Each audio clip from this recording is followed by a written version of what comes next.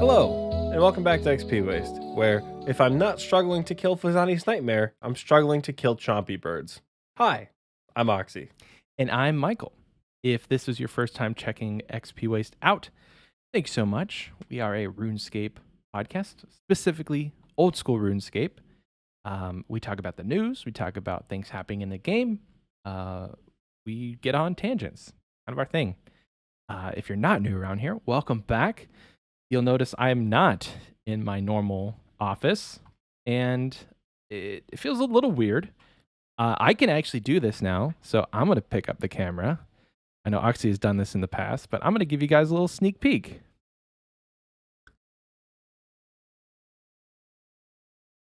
Yeah, that's me. I'm the wife and I are visiting her sister and husband in another city, and it just so happened that I'm going to be here a long time. So, yeah, just thought I'd make a makeshift setup. I'm slightly distracted by your cup. Does that say Rad Dad? Mm-hmm. I have that cup. No shit, did you get it from Walmart too? I got it for Christmas. Oh, let's go. Yeah. I definitely got mine from Walmart over the summer a couple years ago. I'm not a dad. I have no kids, no child, no significant other. I have one cat who is a bastard. I love her more than anything in this entire world, but otherwise nothing in my responsibility to take care of. That's hilarious. Let me see. But I am I'm like the father of the fencing team because I'm a graduate student, so I'm a little bit older. I've done the whole undergraduate thing before. You know, I feel like an old man compared to some of these kids. We had our team barbecue yesterday. I made all the food. I brought everything. I brought bug spray in my car because, like, when you live in Michigan, you gotta keep that thang on you. Yeah. And by thang, I mean a can of Deep Woods Off. You gotta keep it in your car at all times, especially when it gets warmer. Anyone from the Midwest region knows exactly what I'm talking about because you never know when you're gonna be out late, and you never know when the bugs are gonna come out en masse. So and you gotta keep it. And anybody not from the Midwest knows nothing about what Oxie's talking about because he assumes that there's no bugs anywhere else in the world. No, bugs literally only exist in Michigan. There's only bugs in Michigan, guys. Mosquitoes only exist. It is scientifically proven that mosquitoes only exist in Michigan. So if you have bug spray in your car and you're from somewhere else, you just toss it. You should come to Michigan. Just come to Michigan.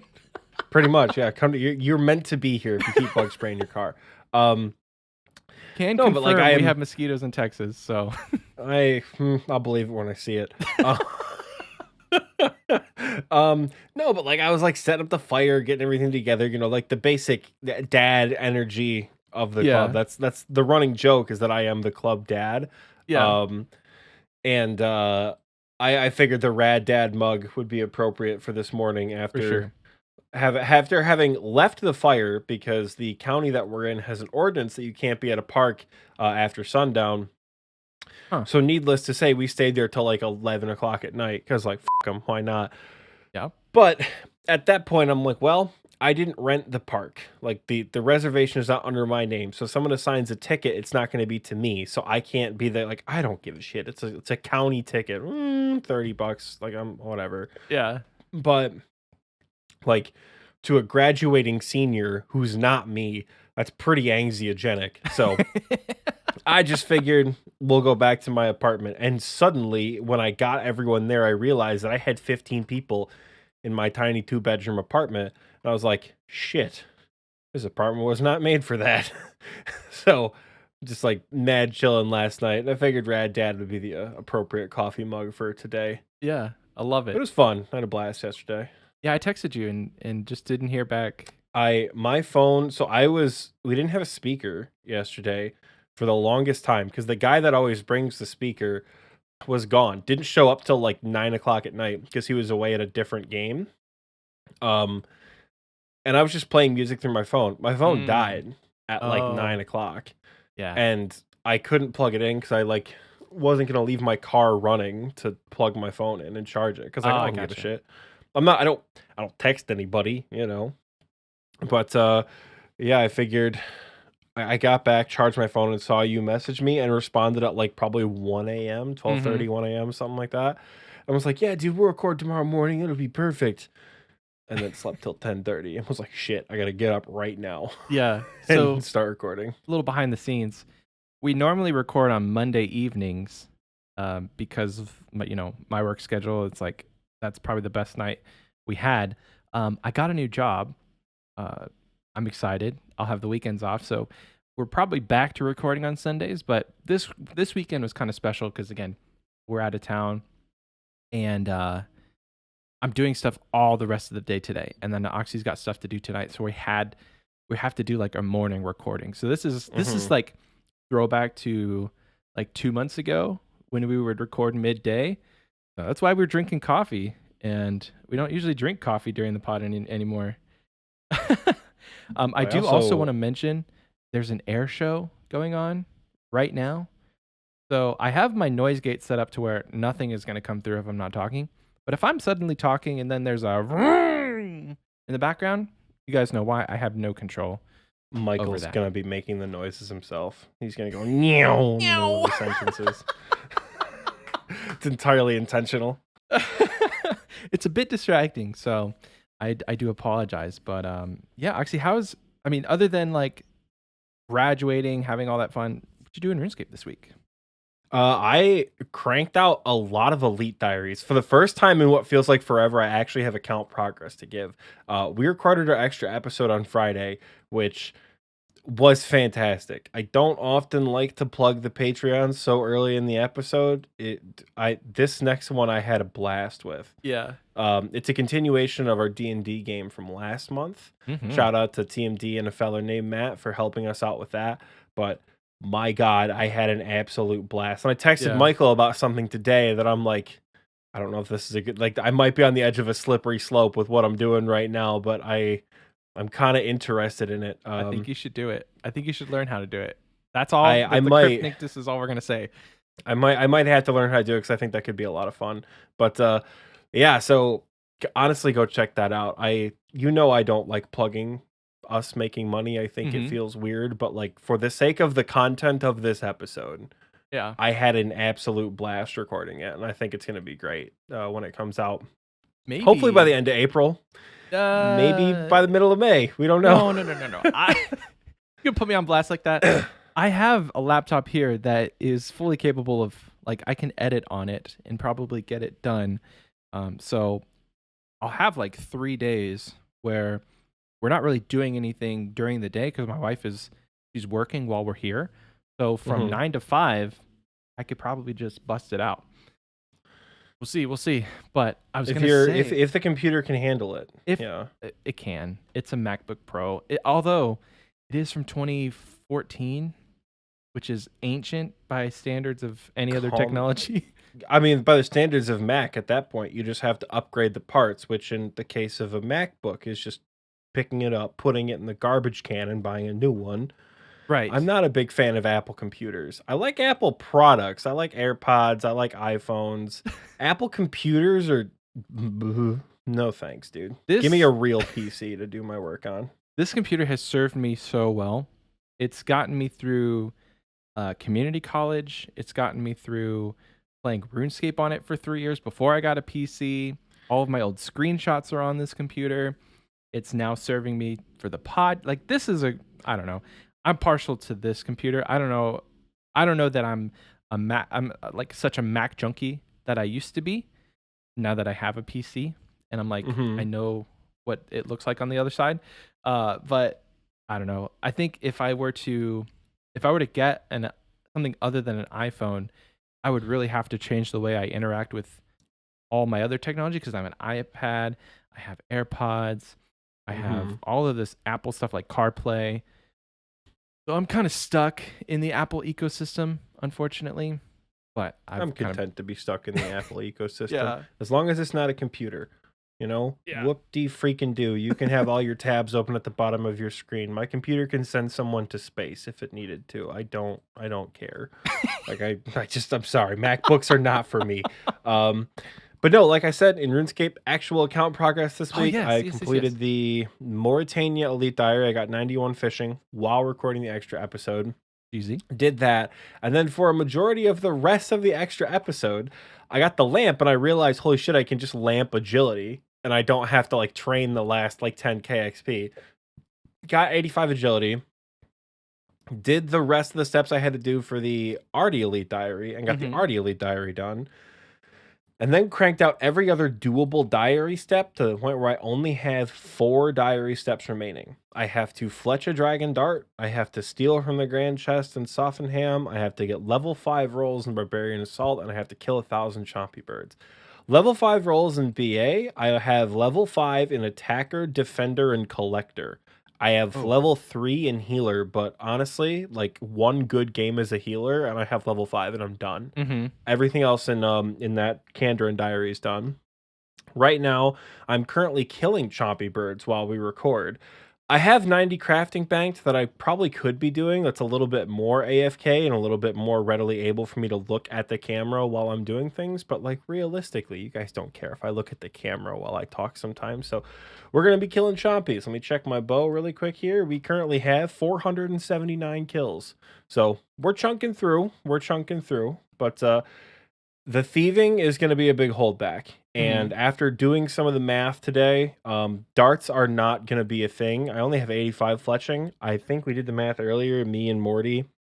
It's going to be like, if I wanted to do adamant darts, it would be like 73 mil with like minimal return. So I'm probably just going to do U longbows. It's going to take me 7,000 years, but I'll probably just do U longbows, TBH, because I'll make a little bit of money in the long run. And like, I have the podcast with like, the beautiful thing about recording a podcast every week is it's like guaranteed AFK time. Yeah. I haven't had class in such a long time, like real actual class, that like my guaranteed AFK time from that doesn't exist anymore. But you know, when we sit down to do the show, like I've said, you can't PVM.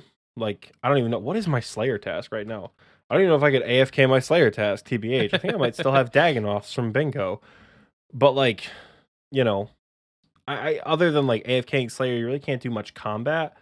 So having the guaranteed AFK time of like 2, 3, sometimes 4 hours of just talking to Michael and talking to you guys in the recording booth chat is beautiful for account gains in the sense of like doing shit like this. So that said, I'll probably also catch up on Rebels while killing these chompies and training thieving as well. So you also have editing time, which is pretty I do have editing time. good. Yeah, I'll probably craft while I'm editing, TBH, because that's Craft. I need something that's not as no, I'll craft because I have the supplies for crafting. I What do don't you need have any crafting for that. I was wondering that. I don't. What diary? I just have 5. No, I don't. I just have 5 crafting levels banked Oh. because I wanted it. Molten glass was really cheap. Remember that time a couple weeks ago where we talked about how unpowered orbs are more expensive than molten glass? Yeah. After we recorded that episode, I bought everything I needed. Cost me like 4.5 mil to get from 85 to 90 crafting. Oh. With molten glass. So like, whatever. I don't think I'll profit anymore. I think the margins have restabilized to where they normally are, but it doesn't matter. I have the levels banked. Might as well just do it. Yeah. So what? Yeah, that's going to be my What's your fletching level right now?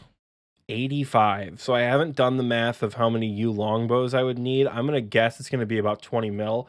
I'm still in my loot tab competition with Immortal, and I'm getting my ass kicked right now. He got a 4-man scythe split, and then 4 days later got a 3-man T-bow split. So I'm currently getting the shit kicked out of me, but I also haven't played the game a whole lot in 2 weeks, so it's kind of to be expected, but like there's a mad deficit right now. There's a mad loot deficit right now. So I need to kind of get on that PVM train and start making myself some money because, you know, I bought a scythe. I need myself PVM upgrades, but for some reason now I'm like, skilling supplies? Question mark. Diaries. So, yeah, I'm so close to the diary cape. It's like, well, I mean, at that point, might as well. Still 5 combat tasks left in the elite diary. Haven't done any of those because again, I've fished and killed chompies in the last 2 weeks. That's literally all I've done. Sound like me. So, I know. I've been feeling better. I've been playing other games. Excited to get back to RuneScape. I've also been doing a lot of things like IRL. I've been out of the house a lot more these past couple of weeks, and it's hard to do much of anything on mobile. I'm not a big mobile stan, so Yeah.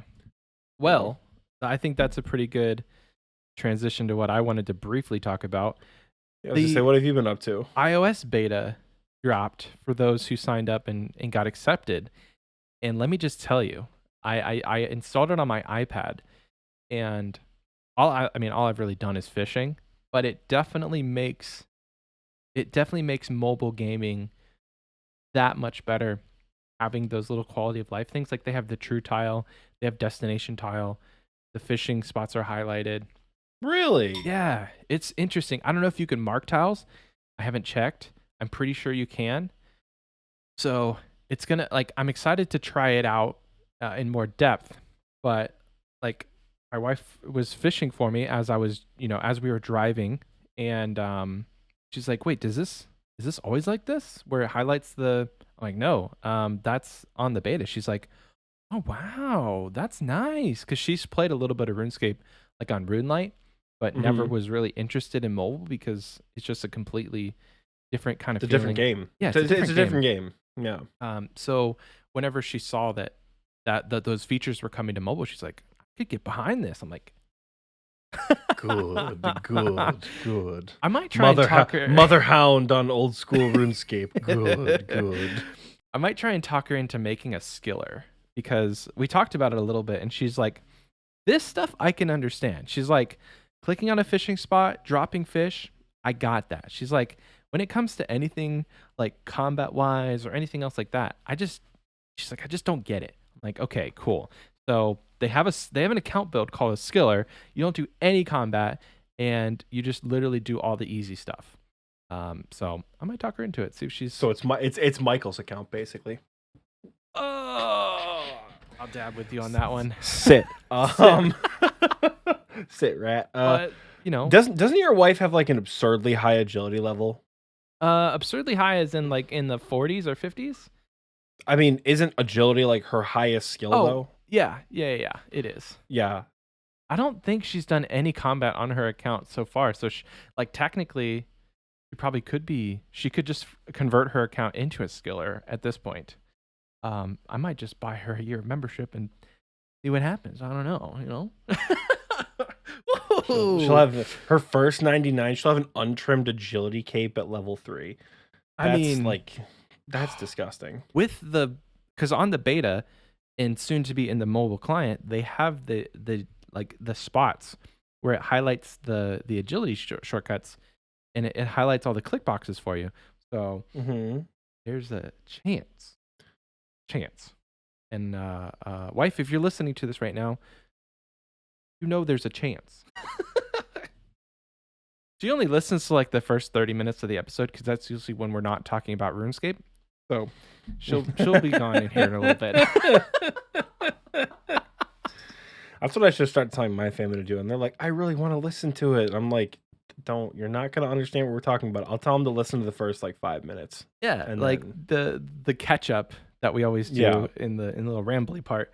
And then the minute we're like main title content, just turn the episode off. For those of you XP wasters, don't though, because we're actually it's gonna be a good one this week. What you been up to in game? Have you done anything besides fish? I got 96 fishing. No, I haven't done anything besides fish. Have I though? No, I haven't. Unfortunately, not. I think I logged on when we were doing our extra episode, and I fished the entire time. Got like 150k XP. And that's about it right now. I mentioned before I got a new job, and I have like probably a little over a week where I don't have a job right now, because I'll start next week, and I've got some good AFK time. So it'll be interesting, because I don't know. I say this out loud. I'm going to say this out loud and probably regret it. But between now and when I start my job on the 2nd, I'm going to try and get 99 fishing. Ooh, okay. I don't know. It's So we can get an update. Okay, so the fishing saga will come to a close. I know. It's been long enough. Like, what is it, May? And I stopped fishing in January, or I started fishing in January, I think. Not like a ton, not like I was with mining and runecrafting, where it's like every day all I was doing is fishing. But like the only real skilling content that I've done on the game, besides a little bit of hunter, has been fishing.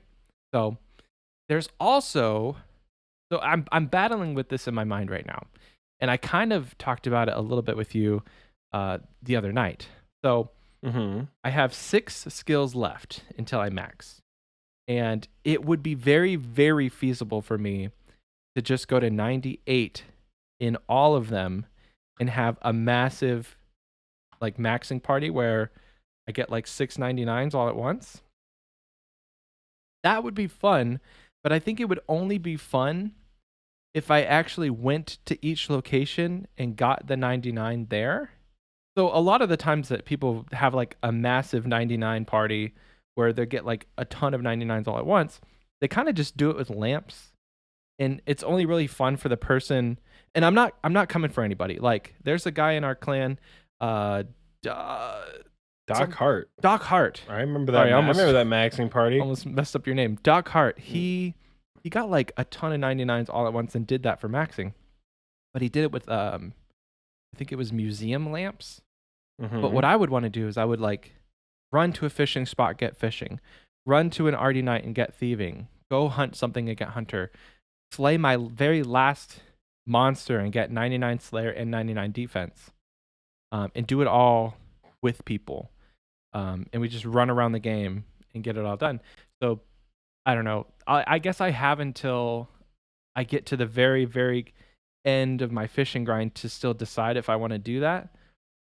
Because the dopamine of fish, like just finishing a goal, it's very, very motivating to continue with those goals. So like if I got 98 in all of them, I don't know if I would be demotivated. That's really what I have to like. I got to do some soul searching and like really look inside and think, is this something I want to do? I don't know. That felt like a long ramble to say, hey, 99 fishing, maybe. I hope it's 99 fishing. So do you think I should get 99 fishing? I mean, I would love to see you get I would love to see you get another 99 to kind of motivate you to get back on track, but I feel like a convenient one for you would almost be like a combat 99. If that makes sense, like just kind of get it out of the way, because then you don't have to like think about it. If we say Michael, come on a raid with us and you accidentally get 99 defense, like a Zalcano situation, because you equip a weapon you're not used to and you have it on defensive or something like that. So like the only one that you have that you run that risk for is defense. Yeah. So like we could do a combat 99, but I feel like you need a 99 to get that dopamine back in your life, you know? Sure. That's to get that like the maxing motivation back in action. The self-reflection is what I was trying to say earlier. I don't know if you left that part in where I was just rambling about a word, but I'm gonna in my self-reflection, I have thought that if I wait to get 98 in all of my skills, there's a chance that I'm still doing that until next year with how this year is going. So like I still have 99 agility to get and I'm only 86. So if I get 98 fishing, say I get 98 fishing this week, I may not see 99 fishing until next year sometime. Yeah. When I do that maxing party. Like, do I really want to limit? Okay, because here's the other thing I was thinking about. Like, we've had Temporos on our bingo for like since Temporos came out. Do I really want to limit myself to say, hey guys, I just, like, there's so many things I can't do. I'm sorry, I can't go to Temporos and do that with you because I can't get any fishing XP. That's the other thing that I would not enjoy. Like, it would be fun to try, but there's just a lot, and the accidental would suck too. Look, I've seen you get an accidental 99. I think it's pretty funny, but I know it's like, oh man, did you see that guy on Twitter who was calculating his XP to max, and he caught a swordfish at the fishing guild with the angler outfit on, and didn't forgot that you got the extra two XP from that, and accidentally maxed while waiting to get the 1 XP remaining. So he maxed by himself on the dock in the fishing guild. I was like, oh no. He just posted 3 pictures. One of him maxing, one of a swordfish giving 100 XP, and then one of the angler outfit with a 2.5% boost. What a scrub. I know that sucks, but you have to think, why are you're going to catch 1 swordfish? Why are you wearing the angler outfit? Probably just because that's what he was out used of to. habit. Yeah, honest to God, that had to be what it was. My goodness. I've stopped wearing the angler outfit when I'm fishing because I don't really care. At this point, it's going to save me what is 2.5% of 3 million? 400K? Just kidding. I was going to say probably 400K. I mean, at that point, 2%? It's like 40K, 30, no, 15, 30, can't do math. 60K 2.5%. 2.5%, yeah, it's going to be about 75,000. So it's going to save me 2 hours of fishing if I'm doing 45K an hour. Think about it. I don't really care. Think about it. I don't really care. I'll wear it while I'm at Temporos, but when I'd rather be wearing mole slippers, to be honest with you. My fashion scape probably is what I would like to be in while I'm fishing, except for Temporos. But again, all of that to say, you guys can probably stop asking me how 99 fishing is going. It's very motivating. I'll tell you that much. If you don't know, go to the end of the last episode and just keep listening. Or ask him until he gets 99 fishing.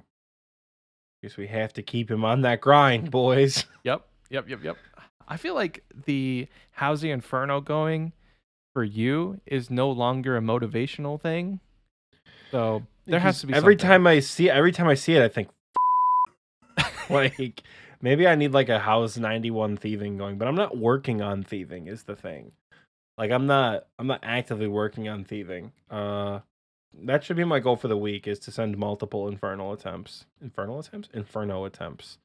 by the time the week is over. Mm-hmm. Because I'm done. I have no more. The only time commitment I have left is a couple more fencing practices and this podcast that I make that I have to edit on occasion. But Lord knows I've been in the Inferno while I edit, so I got lots of time. I got lots of time coming up, folks. I got lots of time. Yeah, so I do plan on sending a few just to get back into the swing of things. But speaking of getting back into the swing of things, Michael, like we talked about a little bit last week, Xpwaste has kind of been all over the place with talking about news posts and things like that, and not really, being the show that we want it to be, if that makes sense, just being a little bit less coordinated. So in the same vein of last week of kind of getting Xpwaste back to form, Michael and I have some spicy content for you. I don't know if spicy is the right word. It's spicy, but it's content. It's content nonetheless. You're gonna need a glass of water after this one. Oh, he needs some milk. Milk would actually be better if it's spicy. So it's funny. I've heard milk actually has an acid rating of oh God, what's the term? 2? What's the acid base scale? Some of you scientists, you guys know, right? Acid base scale. I have no idea. It's 2. I guarantee you we have some STEM people who listen to Xpwaste who know what I'm talking about as I poorly explain this, where I think water has 7, where it's middle of the line. So if you actually want to diffuse an acidic substance, you want to drink water and not milk, or you want to pour water on an acid burn. But I'm not entirely sure if spicy and acidic are always the same thing. I don't think so. Because it might just be pain receptors in your mouth that you're ooh, I don't know if capsaicin is acidic, if that makes sense. You know what I'm saying? Michael has no clue what I'm Half talking our about listeners right now. just left, so hopefully they come back. I swear to God that the STEM people who listen to this show are either like, Oxie, you know what you're talking about, or Oxie, you're stupid. This is what you actually tried to talk about. I cannot wait for someone in Discord to hit me with like a paragraph of what I was trying to say and have it be correct. And I'd be like, thank you. This is exactly what I asked for. Yeah. People in the recording booth chat are saying it's like ranch water spicy flavor, just like seltzer with red hot sauce. I don't know if I like those analogies, so I'm going to get back on track and talk about Xpwaste getting back on track. Yeah. We're going to talk about everyone's favorite piece of content in the game today. What are we talking about, Michael? We were talking about quests. Yeah. we do love some quests around here. Today specifically, we're giving you the Xpwaste top 10 most important quests to progress your mid-ish game account. And the overarching themes for some of these quests were rewards, whether or not you would expect them on a top 10 list, and just how much fun they are. You know, that definitely played a factor in it too. Like, for example, Underground Pass, that's an important quest. It also makes me want to, you know, dance with a pissed off gorilla. So I would rather not, you know? So that, I'm going to spoil it for you. Exactly, yeah. The Underground Pass did not make this list. Didn't even make the honorable mentions. So, like, that just completely got cut out. So we can't recommend it, so there's no way it's making a list. But if you have to do it, go do it. You know, I mean, inadvertently, it kind of makes the list, but not. We're not going to mention it. If is what I'm saying. We've already given it too much power as it is. Talking about, we've already said the too many words related to that. Too many words about the quest that shall not be named. We should do that one day. We should make the top 10 worst quests in the game.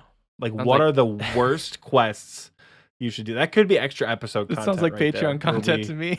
That could be extra. Okay. We're stroking the beards here. We're okay. We might have some future content coming for you. But so I'm gonna kick this off. I'm gonna kick off this list. What do you think about that? Go for it. Yeah. So we're gonna start at number 10 and go to number 1, with number 1 being the most important, number 10 being the quote unquote least important, but it's still a top 10 list, and there's 153 quests. Right. So like, it's pretty big.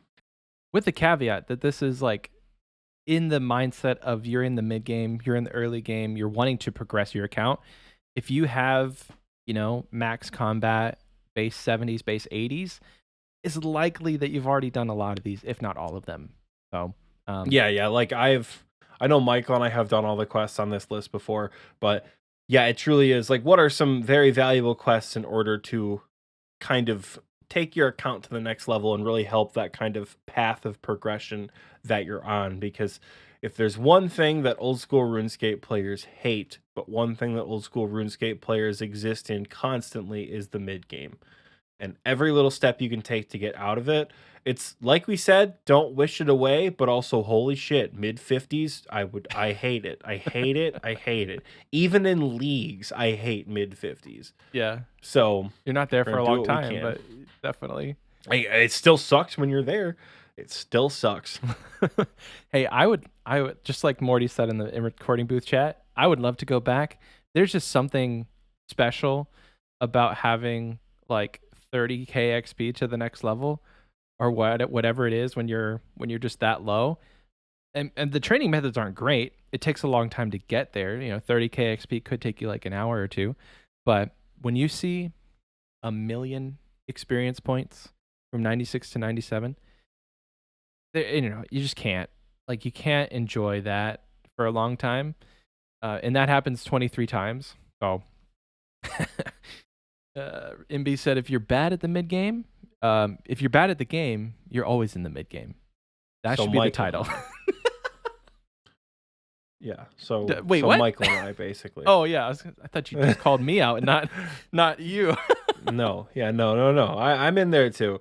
But I think, like I've said before, when it comes to nostalgia and like the mid game in general. I much prefer like the late game nostalgia of like trying to learn PVM and like Mhm. trying to complete hard diaries and elite diaries, because truly that like the path to like getting to Song of the Elves or something like that, God, that was just terrible. It just took so long. Yeah. Like, I don't even know how I was able to afford construction for Song of the Elves. Like, there were so many parts about like the mid game that I just didn't enjoy. Um, but not because I didn't understand anything, just because I didn't have fun doing what I didn't understand. Mhm. Whereas in the late game where I learned my first chambers and I learned how to do, all these other bosses, like we talk about how shitty my first Zulrah run was, and I love doing that first Zulrah run. Like it Yeah. was, in hindsight, that was some nostalgia I'd love to go back to. I got a little bit of taste of that with Vazani's Nightmare, which was nice. But for me, getting out of the mid game, which is not a slate to anyone in the mid game, trust me, I've spent a lot of time there myself, but like once you're out, you never want to go back, because then the game opens up and it's so much better. And these quests are going to help you do that because Michael and I are tangenting too hard. So, number 10 on our list of most important quests, Temple of the Eye. Now I know what you're thinking. It's the most recent quest, I'm pretty sure. Nothing has come out since Temple of the Eye when this episode comes out. You're right. You're right. Yeah, Temple of the Eye came out like a couple weeks ago. It brought Guardians of the Rift with it. Temple of the Eye is new. That's like the hot human that walks into your physics class and sits next to you for your 8 a.m. lecture kind of thing. Like, oh, hello, I want to talk to you. But Temple of the Eye is very important beyond it being a flashy new quest. So, what is the most difficult thing to train, period, pre-late game? You're setting me up to say rune crafting, and I would agree. Rune crafting, it sucks. Is terrible. Yes. We've said it once, we'll say it a million times more. Pre-77 rune crafting is ass until you do Temple of the Eye. Mm-hmm. So rune tot, as it has lovingly been called by the community, is huge for training this skill. Let's back up a little bit and talk about the actual rewards from the quest Temple of the Eye. So in order to do it, you have to complete Enter the Abyss, which gives you We're gonna put a caveat with for the rest of the episode. Spoiler warning: if you don't want to know what you get at the end of these, because there are certain people like, I don't want to know what the rewards. I'm just gonna do the quest. I mean, we're gonna probably go into some detail with some of these quests. I gotta level with you. If you don't want to know what the rewards are, stop listening right now, because the whole point of this episode is the rewards from the quests. Yeah. But so in order to do this quest, you have to do Enter the Abyss, which gives you 1,000. I think it's 1,000 rune crafting XP and a small rune pouch. I believe the level requirement is not that high. You only need 10 rune crafting, which, like we said earlier, 1,000 rune crafting XP and then just like a couple earth runes outside Varrock, you are cheering. You've got level 10 rune crafting. This quest gives you 5,000 rune crafting XP, which is pretty hefty at those lower levels. It'll take you to like mid 20s, something like that. And how Enter the Abyss gives you a small rune pouch, this apparently gives you a medium rune pouch. Ooh. I've had all my rune pouches for a long time, so I didn't get the medium pouch. But like, this is a really easy, really free way to get a medium pouch. Granted, you won't be able to use it for a little while. Like, if we look here, you need 25 to get a medium pouch. But that said, if you only train a skill, let's go into our skill calculator here on RuneLight. Let's go to rune crafting. Let's click on level 10, and then let's set our XP total to 6,154. You're level 22 by the time you complete the quest. All you will have had to do is complete, what's it called? Complete Enter the Abyss, and honest to God, craft like 2 inventories of earth runes. Or go into X marks the spot and use that XP lamp on rune crafting. You literally will not have to train rune crafting without doing Guardians of the Rift minigame. If you've not yet done Temple of the Eye and you've not played Rune Todd, if you've not yet played Guardians of the Rift, it's fun. For the first time in 20 years, rune crafting is a fun skill to do. the mini game itself is a really good time. It's kind of like Wintertod and Temporos, obviously, where there's like a preparation stage, and then you kind of get into like crafting the different runes. The downside to doing Guardians of the Rift at a lower level is, of course, you can't craft all the runes. So you don't have full access to it. It's not like Temporos, where there's only one kind of fish, or Wintertop, where there's only one kind of log to chop. Yeah. You have to have the rune crafting level, but you get a rune crafting XP, like a bonus XP thing at the end of every game. It's pretty good. I think at higher levels, it's what, like 50k an hour or something like that. We haven't looked up the exact XP for Guardians of the Rift, but at 99 rune crafting, I was getting like 4.5k at the end of the game as the bonus. I've heard people say like in the mid 90s, they're getting like 65k an hour. So I don't know what that is at lower levels, but it's really good. It's really good. If we're calling back to the episodes where I was ranting like nonstop about Jagex, make this a viable rune crafting method, blah blah blah, like they did, and I appreciate Jagex for that. It's inadvertently made like all the other methods better. So lavas with a giant pouch with Dayalt essence, by some records I've seen people say that's 125k an hour, which is insane. It takes a little bit of prep work to get all the Dayalt essence, and you have to do Guardians of the Rift to get the giant pouch or the colossal pouch.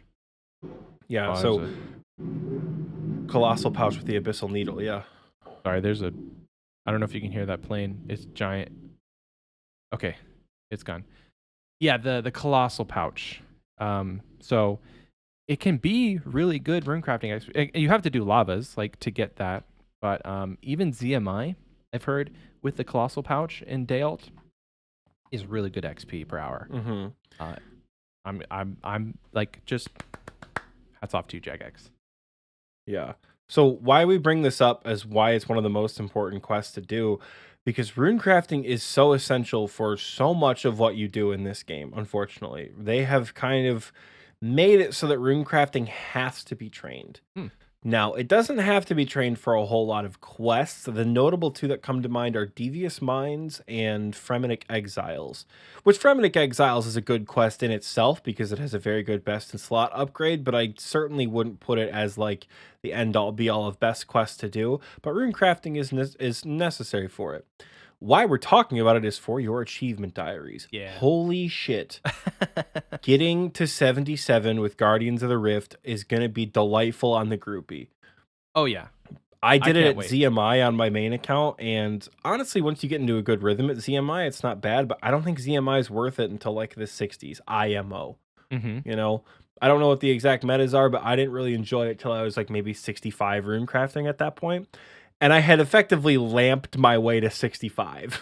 So, like, you know, Temple of the Eye sets you up for it. It opens up a productive, fun, successful training method within the early game, within the mid game. Because realistically, if you're listening to this podcast and you haven't done it already, you're probably not have just started your account. Like, there are a couple of you who are coming back to RuneScape for the first time, which is amazing to hear, but likely you have middle of the line stats. Maybe you have 40 rune crafting. I'm not kidding you when I say this is a game changer. Yeah.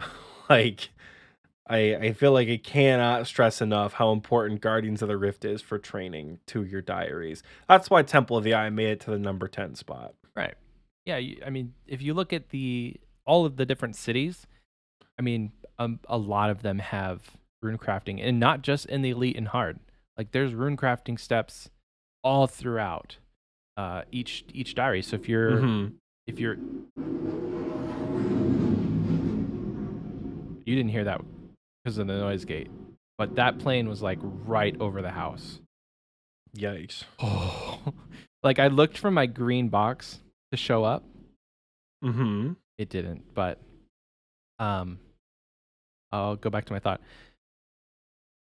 There's like rune crafting like steps in almost every diary, all throughout. If you're looking to complete goals on your account and the diaries are up in those goals, you know, rune crafting is going to be something you have to do, unfortunately. Hmm. It's a necessary evil, and once again, there is a light at the end of this tunnel Yes. with Yes. blood runes. The light at the end of the tunnel is blood runes. I swear to God, I don't care how. If you think Guardians of the Rift is the most boring activity in the game, stomach it until 77, and you are opened up to a world of bliss with blood runes. Imagine being able to train rune crafting while doing literally anything else. Mm-hmm. You can train rune crafting while in the shower. You can train rune crafting while, I was going to say driving to work, but that's not safe. Don't do that. I'll come kick your ass if you do that. You Don't could do it. train rune crafting while fighting a tiger over a ribeye steak. You could train rune crafting literally anywhere. Blood runes are that good and that AFK. Once you get to 77, there's a light at the end of the tunnel. Yeah. And that tunnel starts at Temple of the Eye with Yep. Guardians of the Rift. What's number 9, Michael? So this is one that you guys may not have be expecting, but we put Roving Elves as number 9 on this list. So the big rewards from this quest is the ability to get crystal armor and weapons, which is a big thing in this game. So like, and it's a huge prerequisite to a lot of other things. So there's a lot of other quests you have to do to complete Roving Elves. There's one that we mentioned earlier, and that's Underground Pass. But the order goes Plague City, Biohazard, Underground Pass, then Regicide, and then finally you can do Roving Elves. And once you complete that, you'll have access to the Crystal Shield and Crystal Bow. Alternatively, you can, or with that, you can also complete the Western Provinces Hard Diary and get the Crystal Halberd. But we'll likely save talking about diaries and stuff for another episode. So right now I want to focus on the Crystal Shield and the Crystal Bow.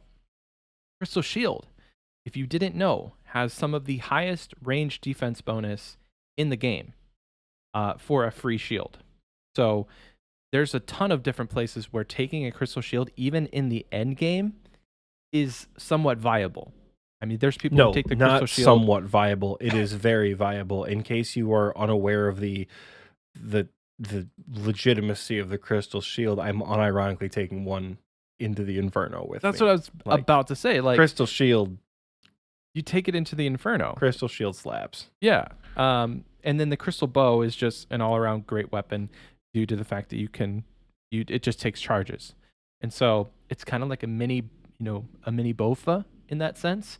If you're struggling to complete maybe your first fight caves, give the Crystal Bow a try.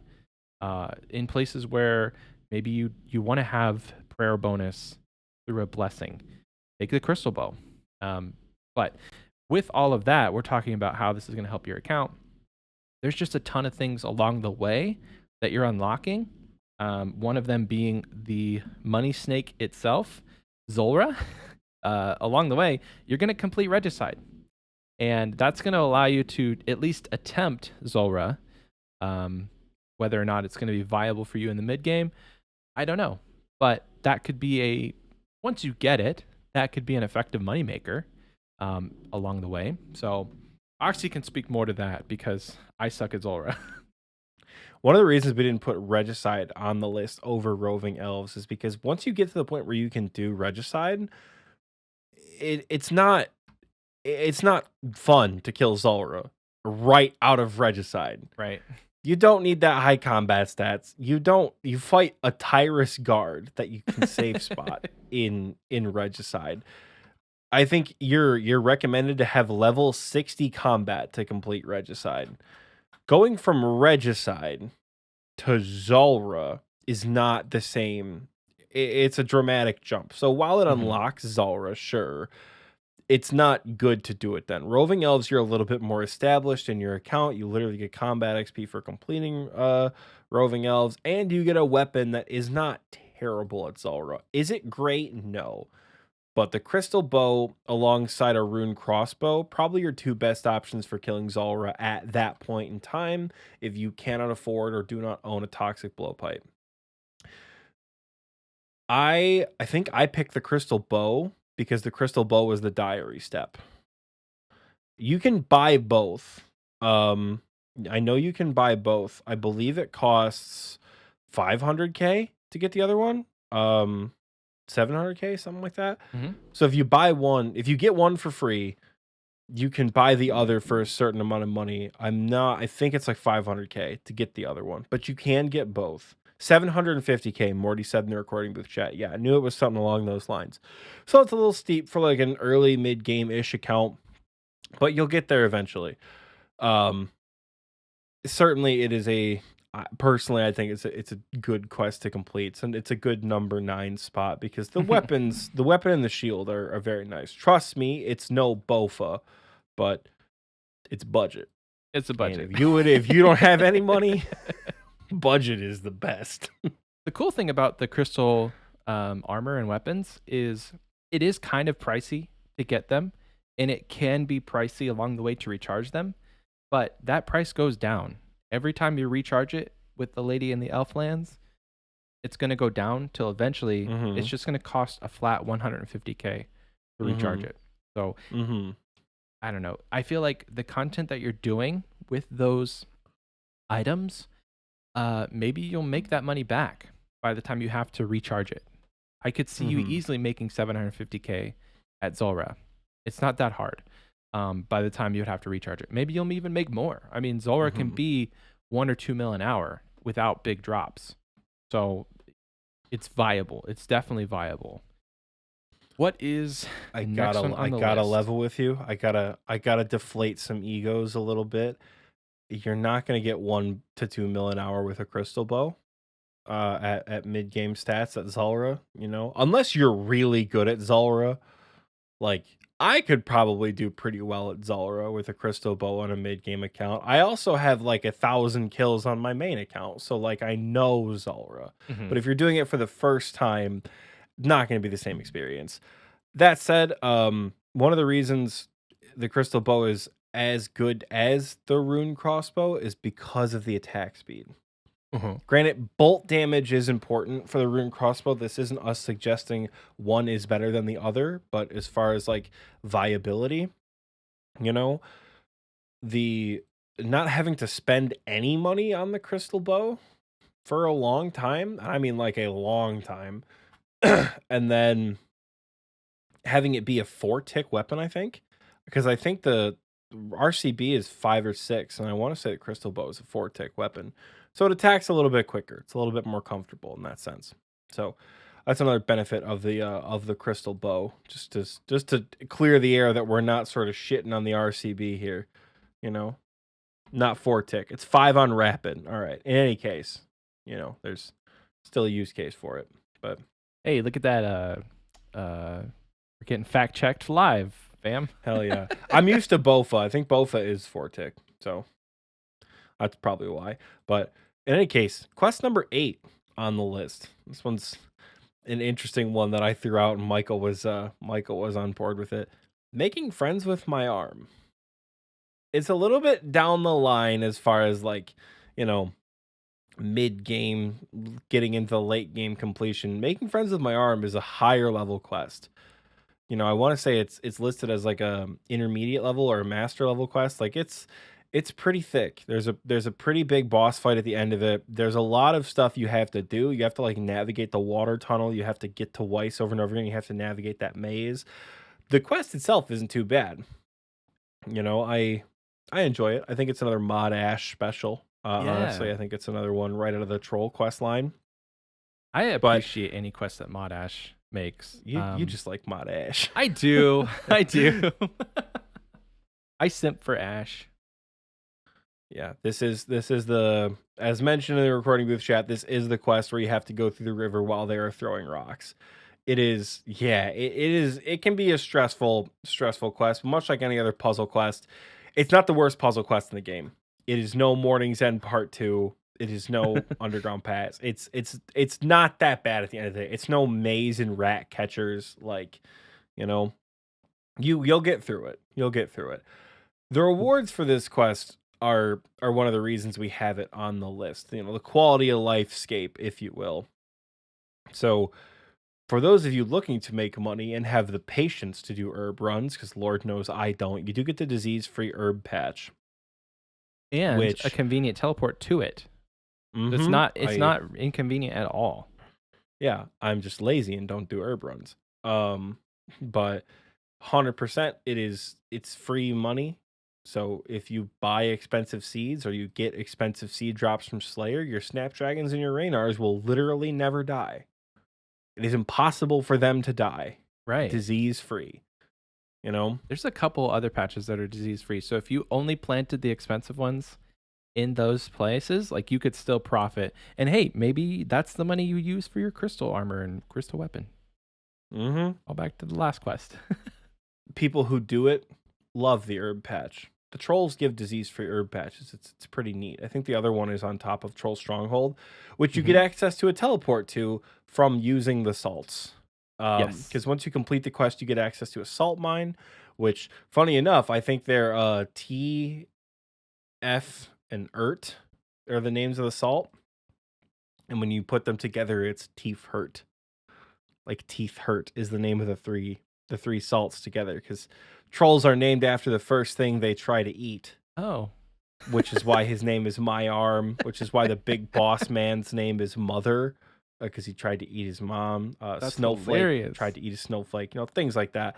So Teeth Hurt or Teeth Hurt is where the name of the salt comes from. But you also get fires. Yes. Obviously, you get fires. Fire making is a skill. You get the troll fires that you can put up in Lumbridge Swamp, the Cave Horror Cave, the God Wars dungeon area. You can build one by that patch to make it disease free. You get one in the giant moles lair as well. I think there may be one more. Let me see. I'm going to look up fire pits here. I believe there are 5 of them. Yeah, so you can get them in like the most convenient areas possible. There's one that you can put in Mauritania where ghasts will never hurt your food anymore. I think the one at the God Wars dungeon is the best because it doesn't reduce your stats anymore. It doesn't give you that like little like stat drain every couple of ticks like it does God Wars dungeon. Being able to light up areas without having to take a light source is nice. I think you can do that for cave horrors and giant mole. Yep. Just quality of lifescape. Plus, it's a fun quest. I appreciated it. Word of warning, though, at the end, you are in an instanced area.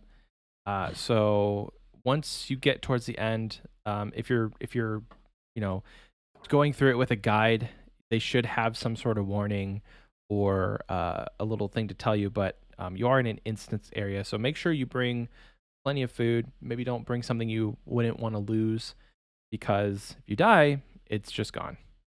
Is that still the case with gravestones, though? It might not. It might be. I might just be paranoid because when I did it, you definitely... Lane. This air show is killing me. Because I don't know. You're going to listen back to this recording. Yeah. Okay. Meow. Because it definitely was a thing whenever I did the quest. And I was scared. I was like, I don't want to lose my blowpipe. I don't want to lose all this. So, it might not be a thing with gravestones. Back in the day, instance deaths used to be terrifying. Yeah. When I did Monkey Madness 2, I did it the week after the gravestone update. And I died at Demonic Gorillas. And I was live on stream, and I literally was like, I had to take a second because I was like shaking after I died at Demonic Gorillas, because I was explaining to my stream that like, had we done Monkey Madness 2 like a week prior, I would have lost everything I owned. And I mean like my entire wealth was like RMs, my Trident of the Seas, my Toxic Blowpipe. I would have lost literally everything with effectively no way to get any of that money back. Because I hadn't done DS2 yet. And there was no way I would have finished DS2 without any of that gear. So like, it still gives me chills to think about that. Like, an error in one of these quests back in the day could have absolutely screwed your account. Yeah, but I don't know. I think with instance deaths now, yeah, it certainly added to the risk. It added to the risk. Yes. Yeah, it made the boss fight that much more scary. Like we talk about bosses being difficult now, but like a boss where you literally just lose everything forever, like Verzik ain't got shit on a boss that can literally take my entire bank away from me. You know, like I'm glad they removed that feature. Is Yeah. all I'm saying. I'm glad they removed that feature. It's appreciated, definitely. So yeah, making friends with my arm, not what you would probably expect to be on a list like this, but as you're progressing your account, the quality of life that this brings was just kind of unmatched.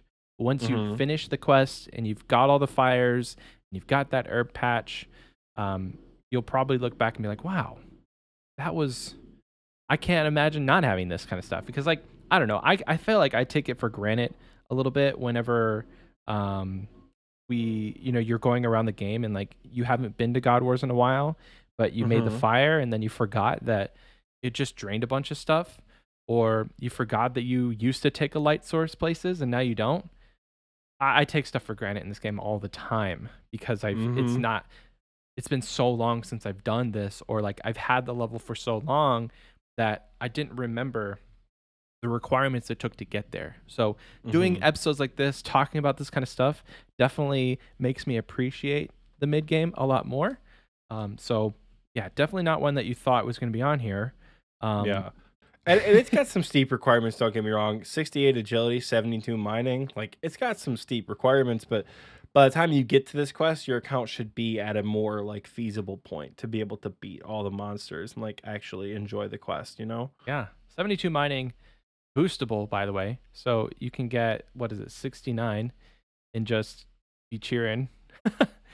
So power mine a lot of iron. Realistically you'll get 70 or 71 because I have a sneaking suspicion that if you might not be able to afford a dragon pickaxe. There's no shot I could have afforded a dragon pickaxe when I did this quest. Especially not now since they've increased in price to like 6 mil. When I did this Oh, quest, I was not buying a dragon pickaxe to do it. yeah. I think I had to use like a God, is the dwarven stout the mining one? I know it's smithing, but does it give mining too? I don't actually I don't remember, know. but I don't know. yeah. Again, it's like that's one of those things you take for granted because I've had a dragon pick for so long. I don't remember what the Yeah, drinks are that give you. exactly. Yeah, I don't know. Perks of again, this is humbling for Michael and I because we've been stuck in playing the end game very poorly for so long that we've kind of forgotten what it's like to not do it. So we're always glad to sort of take a stroll down memory lane. Yes. If you're not an Iron Man and maybe you have some friends that have a dragon pick, maybe just see if you can bum one off of them and uh do the quest Just for instead that of one little bit, because it sucks ass. When I did that quest, I remember I made it through the damn water tunnel where you like have to get to the end. So you have to go through this maze where like trolls are throwing rocks at you. You're swimming through the water. And then when you get to the very end of that tunnel, you have to get your mining. That's where you need 72 mining to mine through like a wall. And I drank my boost too early. Oh no. And I had 71 mining because the boost ticked down because I didn't realize how long it would take me to cross the stepping stones at the very end. Yeah. And I had to teleport out and go back through the water maze with the throwing trolls to bring a boost back. And I waited until I was like at the front of the thing to mine it. So yeah, just be patient when drinking your mining boost or using your mining boost. That's all I'm saying. But Yeah.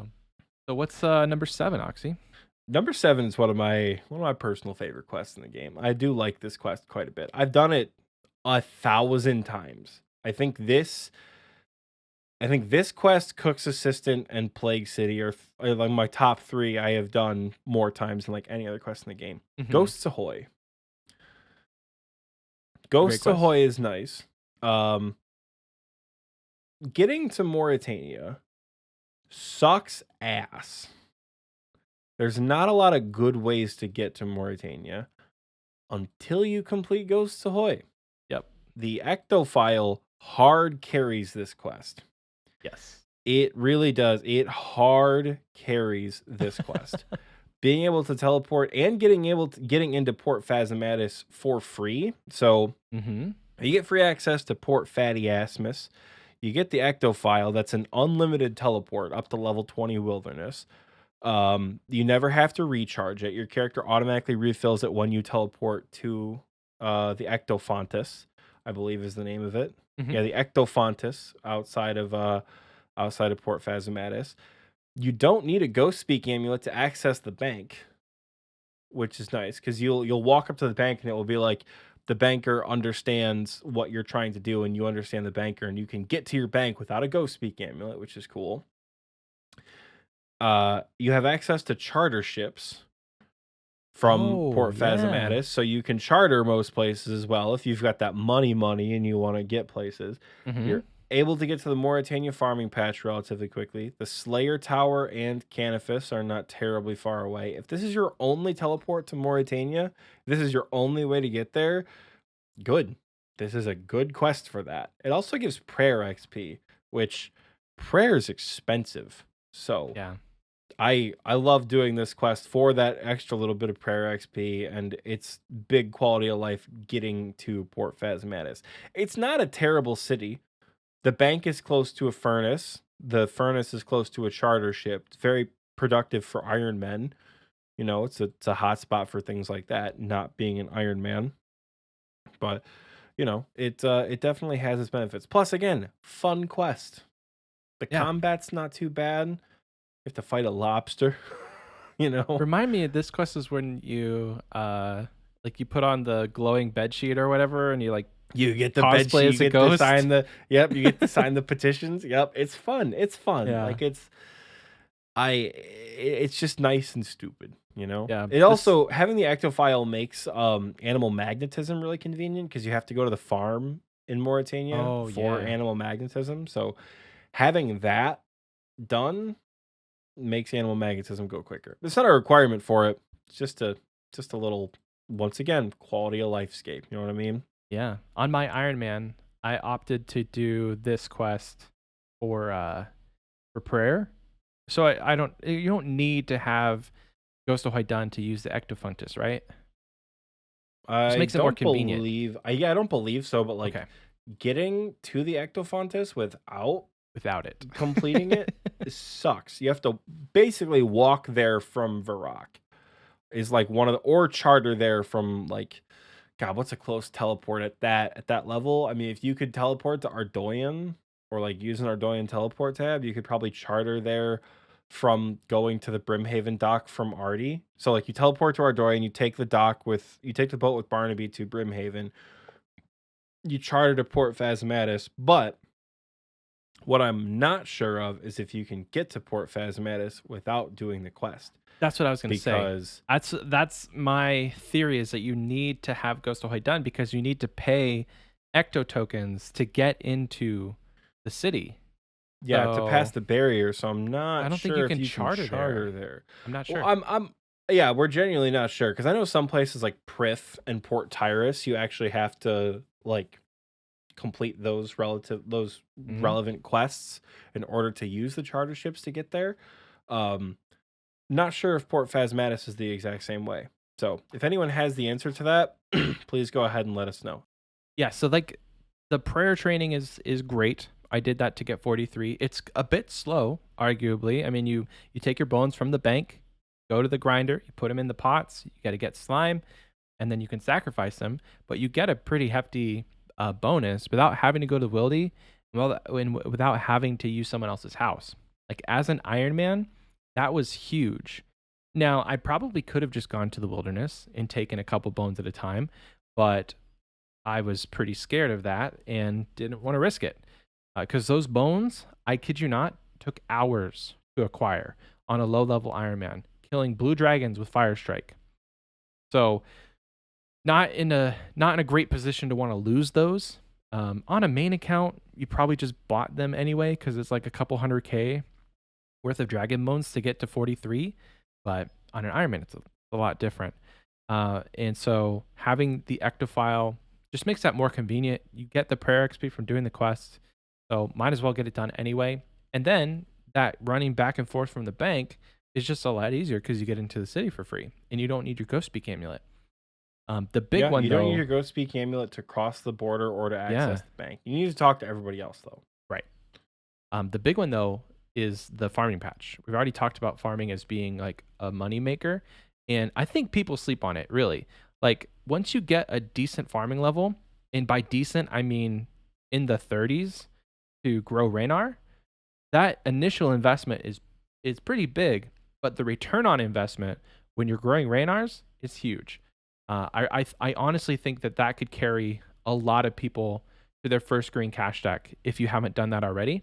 And having those quick teleports to do your farm runs, it's huge. Like even as a main account with 99 farming, I still will sometimes get the itch to go and have like a consistent farm run going, all 9 patches, making money on every patch as a main with 300 mil cash. So it's very viable.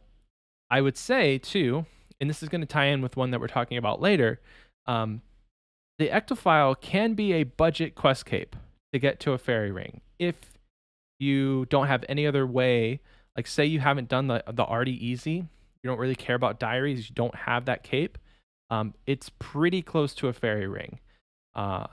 So it's a way that you can get around the game with the fairy rings, the fairy ring system. So kind of a like an alternative to all of that. Other places in Mauritania are very accessible, like Oxie said. One that we'll talk about a little bit later too. Actually, I'm gonna save that one. We'll save that one because it's in my honorable mentions list. I'll save it.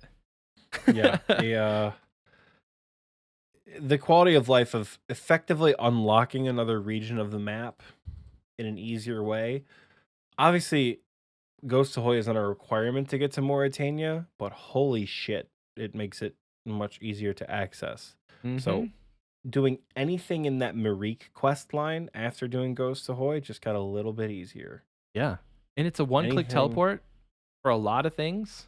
So if you're worried about dying in any situation, just one tap the ectophile, get out of there. Yeah. A lot of people use a seed pod later in the game, but the ectophile is for a lot of people their emergency one-click teleport if you're below 20 wilderness. Yeah.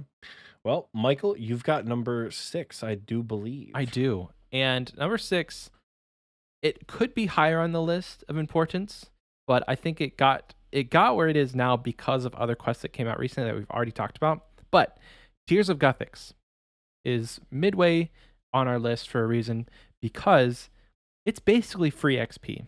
That's why everybody does it.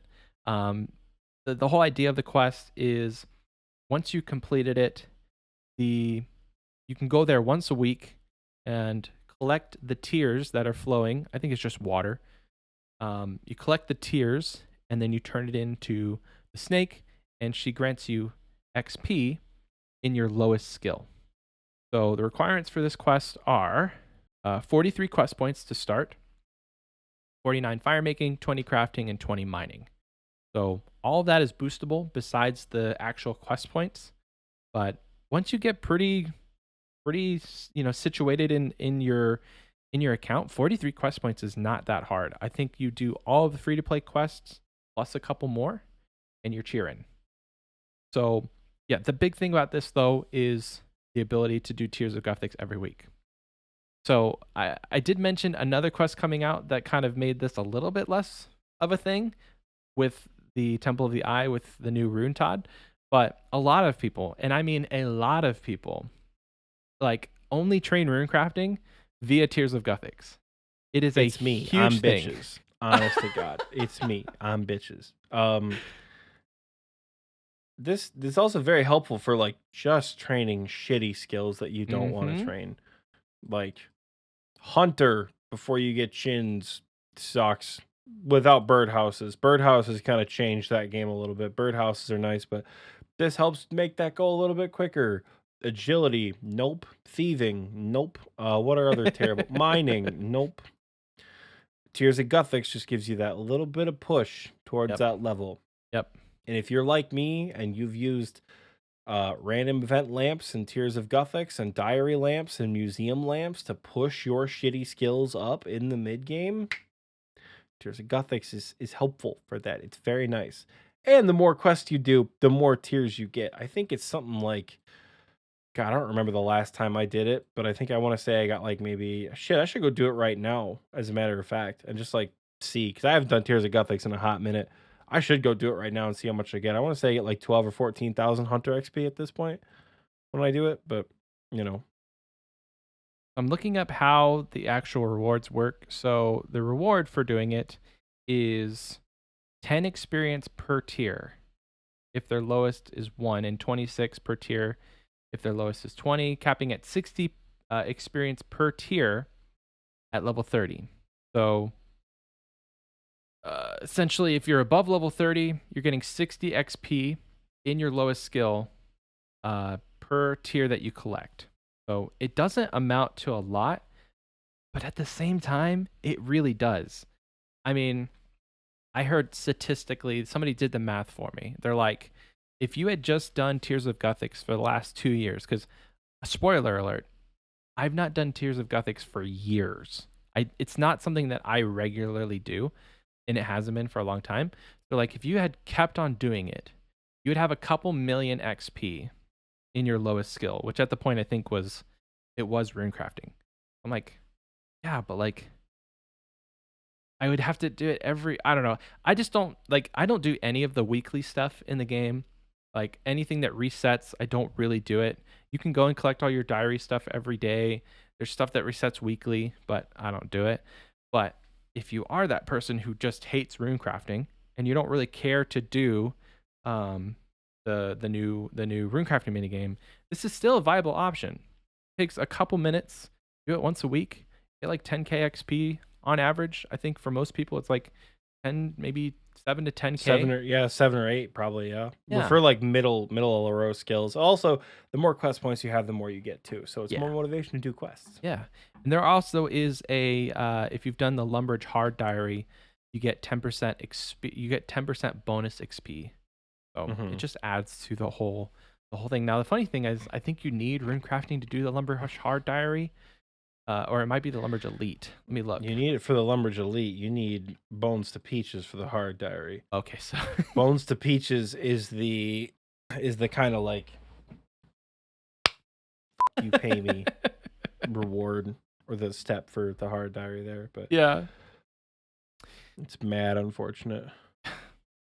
So I remember doing Bones to Peaches. It didn't take that long, but I mean, RuneLite makes that such an easy grind now. You talk about like doing stuff before it was easy. Doing anything in the mage training arena sucked before RuneLite. I think now there's like quality of life plugins that just make it so easy to like to just AFK that stuff. But yeah, unfortunately it still sucks while you're doing it. It's not right. any better. But just be in VC, Michael, or throw a movie on. I think you'll be fine. We're at the middle of the road here. We are. Quest number 5. What do we got? Yes. So this is a 2-parter. I know this is 2 separate quests, but the idea is the same. Fairytale Part 1 and Part 2. Big reason being is you have access to the Fairy Ring network. This is one of the first major quests that I did on my Ironman and on the group Ironman. Just because early game teleportation is essential. It's essential though. Walkman mode sucks. Yes, it's like early game walking around sucks. So that's why early game teleportation and just getting around the game is essential. So you have like your already easy diary, which takes all of maybe an hour to do, and then you have your Fairytale Part 1, and you start Fairytale Part 2. Easy game, dude. You're having a Draman staff in your inventory everywhere you go. Because if you really think about it, most areas in the game are accessible by a fairy ring. You can get to the Grand Exchange. You can get to Edgeville. You can get to Edgeville. You can get over to Mauritania. You can get over to the Western Provinces. There's one by Castle Wars. It's just like they're all over. RuneLite makes it really easy. Once you've been somewhere, you can just type in where you want to go, and it'll pull up the fairy ring code for you. Or if you're not sure what the fairy ring code is, without going to the wiki, if you open up the map and you're using RuneLite, you can actually see what the code is on the map itself. I don't know if a lot of you knew that. I didn't know that for the longest time. But if you're struggling to find, like, hey, what's the code for the one in Shazian? Open the map, go to Shazian, find where you think the fairy ring is, hover over it, and it'll give you the code for it. So on RuneLite, the arrows, like the teleport icons, are actually highlighted with a different color. So they're blue. Oh, nice. Yeah. So you'll be able to know which one is a fairy ring and which one is just a normal teleport spot. Fairytale Part 2, I gotta say, has some pretty steep requirements to actually complete. Notably, 57 Herblore can get a little pricey. 49 farming can take a long time. If you're me, who hated farming for a very long time, it can take seemingly forever. But Yeah. if you keep up with your farm runs from the other quests we've been telling you about, Fairytale Part 2 is pretty completable. Now, the biggest reward from Fairytale Part 2 comes at the very beginning of Fairytale Part 2. Yes. With access to, you have to talk to like 2 people to get fairy rings unlocked. That's the most important piece of Fairytale Part 2. You get an experience lamp, you get some various XP, you get to Fairy Fix-It's enchantment shop, which basically just allows you to put a fairy ring in your house, but that's a little bit a ways away because getting to the point where you can put a fairy ring in your house is going to cost you a lot of money. There are a lot of achievement diaries associated with Fairytale Part 2, notably accessing fairy rings. Fairytale Part 1 gives 3,500 farming XP, which at a lower farming level is pretty nice and convenient. You only need no farming levels to start. You can start this at level 1. The reason they recommend a higher farming level, I believe, is when you kill the Tangle Root in Fairytale Part 1, it is damage based on your farming level. So the higher farming level you have, the more damage you'll do to this this boss at the end of the quest. It's not an end game boss. I promise you, it's not an end game boss. Tangle Root's very killable. It hits like a truck though on an early game Iron Man where you don't have overhead prayers. I was just say get protection prayers, baby. I think I pray flicked against it. I was flicking pray melee the entire time, and I'm like, I kind of hate this that I have to do this against the Tangle Root. But whatever. I flinched it. I straight up flinched it. I flicked it. You flinched it. Yeah, it's not a good time on a low level account, but you get some decent rewards for doing Fairytale Part 1, and then honest to God, as soon as you finish Fairytale Part 1, start Fairytale Part 2, and just get the fairy rings unlocked. It's just dialogue options. There's no skill requirements to start the quest. Nothing. Yep. Easy. And you already have Draman staves from doing Lost City. Which, when you do Lost City, you should get multiple Draman branches because you'll need them for other quests. And you never know when you're going to need more than one Draman staff, because if you die with a Draman staff in a PVM scenario, it doesn't stay with you. It goes to your gravestone. So if you die somewhere, like let's say Abyssal Sire, and you need a Draman staff, you have to use a fairy ring to get back there. So you have to take another Draman staff. It's a pain in the ass, is what I'm trying to say. Just get like a whole inventory, cut maybe 6 of them, and then leave the rest branches. We did get never know. We did get an on the spot correction. Thank you, Morty, in the recording booth chat. It's Tanglefoot, not Tangleroot. So I think Tangleroot is the pet. Tanglefoot is the boss. I don't know that mattered a ton. You kill Tangleroot. Well, he said it was Tanglefoot. No, I know. I'm looking at the wiki. He's correct. You kill Tangleroot. Man's out here gunning for a position of technical producer. You kill Tangle. It's Tanglefoot. It's one of those like, okay, yeah. In any case, you kill a boss made of roots. It's not that hard to kill unless you're like Michael and I, who are like, I hate it here. I want to do it super quickly. You're using like Inferno tactics on a Fairytale Part 1 boss. And trying not to die. It can hit pretty hard. So like if you're trying to go up there with 10 HP, please don't. I did it. We did it as hardcore as I'm pretty sure. So we were fine. Yeah. We were fine. And I did it at 1 farming. Not advised. Please don't get just 1 farm. Like go and do it's so at nice least 20 to farming. Level it up though. It's so nice to get those easy levels from farming. It's so nice. You're doing it. You're probably doing it because you want farming XP, and that's the trade-off. Why I did it. Yeah. And again, there's no greater reward from this quest line than fairy rings. Fairytale Part 2 is the most uneventful, unrewarding quest in a quest line that's supposed to be like, at the moment, a finale of a quest. Reward-wise, Fairytale Part 2 doesn't give you shit. But the fact that it gives you access to the Fairy Ring Network at the start of the quest is why it's huge. Honestly, huge oversight. Whoever developed that quest, huge oversight. I feel like Fairy Ring should have been at the end. It should not have been at the beginning. I'm glad it's at the beginning because you get such a great teleportation method so early. But it's almost like if you can complete Fairytale Part 1, they might as well have just given you that reward after the first. honest to God, like there could have been a way they'd do it where like you have to hold a special item while using fairy rings because the fairies don't trust you enough yet. And then once you Oh, complete it, you like, all right, cool, you can use fairy rings without having to carry this item around, except the yeah, Draman staff now. sure. Um, they could I have done something like that, but they opted not to. I think I started Fairytale Part 2 one day on stream while I was like fat in the mid game. Like I mhm. was not doing anything. I did not complete Fairytale Part 2 for probably a year and a half after that on a main account. So like who gives a shit? It's one of those like you already have the best reward from the quest. Who Wow. gives a shit about you Yeah, about actually doing the quest, sure. right?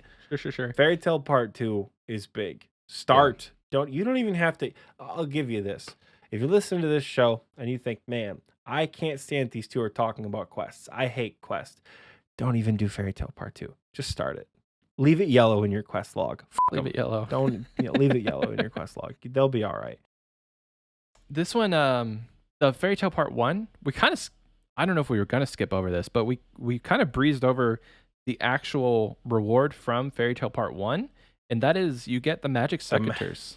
the magic secators. We did Yeah, forget about those. and those are, I mean, those are pretty pivotal to what we've been saying this whole time. It's like if you want to do farm runs effectively with herbs, get the magic secateurs because those puppies are going to make your herb runs more profitable. I don't Hmm. know the exact, like what exactly you get word for word, but they're going to give you more herbs, a chance for more herbs. It's 10% boosted farming yield. So 10% of 10 herbs is one herb. It's 200k herbs. No, it's so you can get an extra herb or two. You can get a couple extra pieces of produce from allotment patches, which is great when you get to Snape grass, Yeah. right? You get little it's just a tiny little boost that gives you a little bit of extra money or a little bit of extra supplies. Magic secateurs are a very nice untradeable upgrade, and you can store them with the leprechauns, so you don't even need to like use bank space for them. Because like I hate keeping farming supplies in my bank. I keep all that shit with the leprechaun, unlike Michael, who doesn't trust him. That's a mad throwback right there. Yeah. Holy That's cow. a callback to like 50 episodes ago. Um, That's yeah, funny. Fairy Tale is a That's good great. series, although the sequel is not at all worth completing, just worth starting. Michael, what is number 4 on this list? Number 4 is Slug Menace. So this is another one of those quests that have a ton of other quests as a prerequisite. So you're going to see a lot of content before you actually get to Slug Menace. But the huge reward at the end of this quest is the ability to purchase proselyte armor. Um, proselyte, in my opinion, can carry you till way after you max, like way into the end game, as far as just having a convenient way to get prayer bonus while doing Hmm. Slayer. Like you'll see maxed mains, maxed Iron Man, anybody, Infernal Maxcapers using proselyte. Maybe not Infernal Maxcapers, but Yes, Infernal Maxcapers will use Proselyte on Slayer task. So Proselyte is the best in slot prayer gear in the game, with giving, I believe, like a plus 15 for the top and the legs. People don't usually use the helmet because you have the Slayer helm or Mhm. just a Serp helm or a face guard, something like that. It only gives about adamant tier defensive stats, so it's not the most like tankiest armor in the world. Yeah. But the prayer bonus makes it so defense doesn't matter because you're just praying against all the damage, so like you're not going to get hit. I also take proselyte to some bossing encounters. Like it's not unheard of to take proselyte to like KBD, for example, for really long trips. I can take proselyte to. I'm looking at all these other bosses here. Take proselyte to wilderness things. When you start getting into wilderness bosses, Vedion, Callisto, Mhm. proselyte. You want to know why? Because proselyte's cheap. Yep. It's Proselyte's essentially only free. like, yeah, it says buying the upgraded armor in separate pieces costs more than the set. So basically, you can get the full set for like 28. 25k. Yeah, Yeah, 20. 25k for all 3 pieces.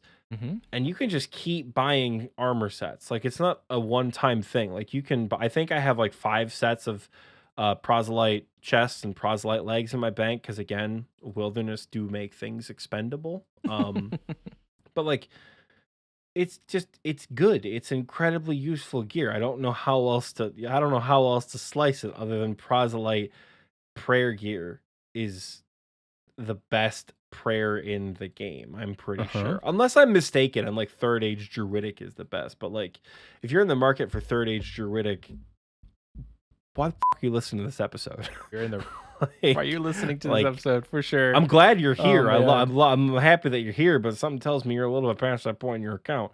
I honest to God, I want to say proselyte armor is the best with a greater prayer bonus than initiate. I could be mistaken. It could be something like, crystal, maybe. But like you're not in the market for crystal at that point. Right. Well, I think the whole idea here is like it's something that's not going to degrade, and it's completely free essentially after you do the quest. And it's also like untradeable. So there's just a lot of factors that make this super convenient for what you actually get. That prayer bonus is huge. It just allows you to, and if you guys don't know what prayer bonus, it essentially allows your prayers to last longer than they would without prayer bonus. So I forget what the exact ratio is, but after a certain number of prayer points, after a certain number of prayer bonus, those prayer points tick down slower. So the higher the prayer bonus, the longer you can stay. I think, what was my prayer bonus? It was like 31 or 40. I was doing Volcanic Mine, and at a certain prayer bonus, I had like a ton of prayer gear. At a certain prayer bonus, my protect from range lasted 10 minutes from 99 all the way down to 1. At 99 prayer, protect from range for 10 whole minutes. So like having that gear can make training Slayer way more AFK because again, you're using less prayer pots, and you're having to actually remember to use those prayer pots less. We talked about requirements. So some of the big quests that you need to do are Wanted and Sea Slug. I'd say some of there. I mean, Sea Slug ain't a big requirement, dog. Yeah, You Sea Slug with like 10 fishing. What? I say that, but like just to do Wanted, you have to do Recruitment Tribe and the Lost Tribe, Enter the Abyss, Priest in Peril, and just to do those, the list gets even longer. So like Wanted is probably the biggest quest that you have to do before you do Slug Menace. So you're going to be training your account pretty heavily there for those quests. But again, yeah, and outside of the realm of proselyte, let's look at some of the requirements to complete Wanted, right? You have to do Recruitment Drive, which gives you access to the Falador respawn point. You have to do the Lost Tribe, which starts the Dorgeshan quest line, and depending on what your stats are and what your account build is, Bone Crossbow, very nice, obviously. Very true. Enter the Abyss, like we talked about earlier, which at this point needs no introduction after the rise of Temple of the Eye, of one of our more favorite newer quests, right? Priest in Peril, access to the entirety of Mauritania. Sea Slug, hella early game fishing levels. Like Druidic Ritual, which is a prereq for like basically everything, unlocks Herblore. I feel like we don't need to explain why that's a good thing. Getting the requirements to do Wanted cleans up a lot of early game stuff. It does. It's just It done. really does. It's out of the way. Also, doing some of this early game stuff also gives you access to diaries. Like, it doesn't give you access to them, it gives you access to complete them. You know, like I think Sea Slug has a diary associated with it. Priest in Peril has the entire Mauritania diary associated with it. Recruitment Drive and Lost Tribe, I think, might have something to do with diaries. So being able to complete Slug Menace, by the time you're ready to start it, you have a lot of early game stuff just like flat out of the way. You're looking good when you start the quest.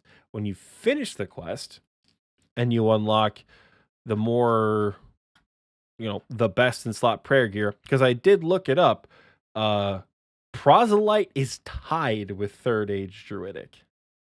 Okay. Hell yeah.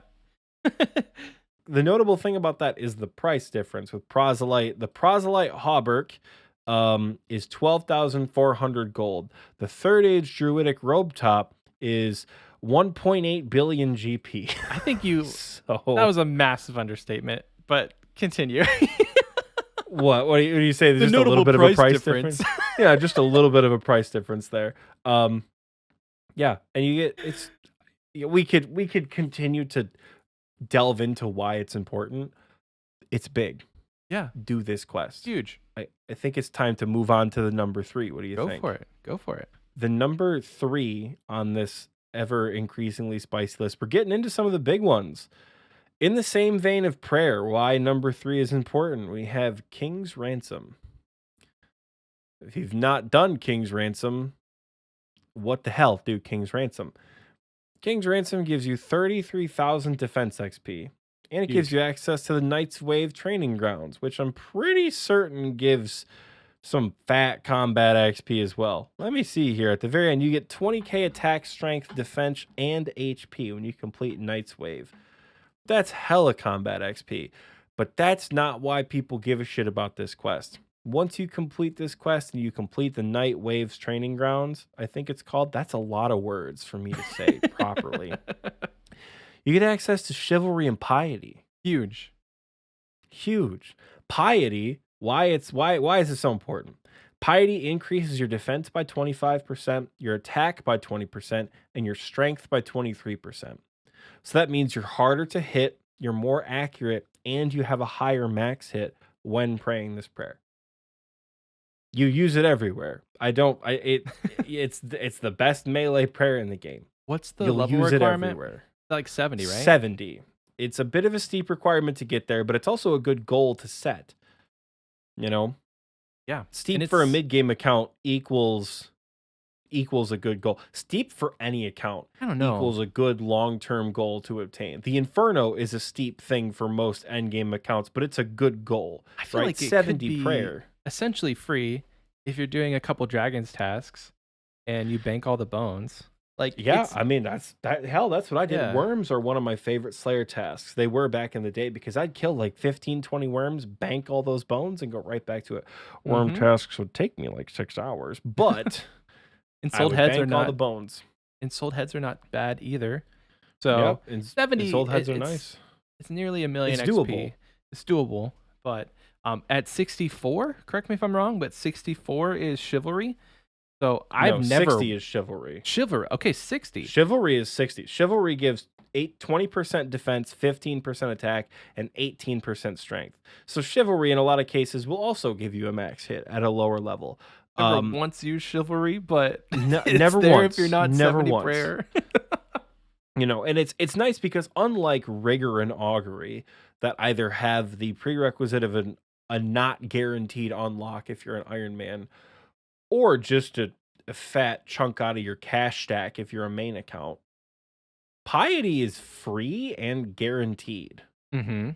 You will use Piety at King Black Dragon. Everywhere. You will use Piety at Giant Mole. You will use Piety at Ulm. You will use Piety in every single room of Theater of Blood.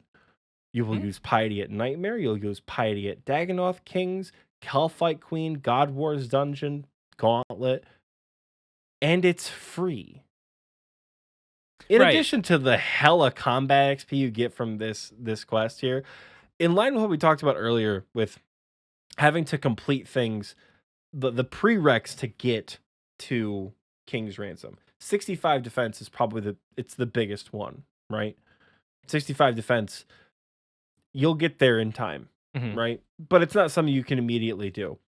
Now, there's other things you have to do. Black Knight's Fortress, Holy Grail is part of the same quest line. Murder Mystery, Shiloh Village is not too big. The one that sticks out to everyone is One Small Favor. Ooh, this is the reason why people do One Small Favor. Yeah. So if you need motivation to do One Small Favor, like I did, it's because Piety is busted. Mm-hmm. Right?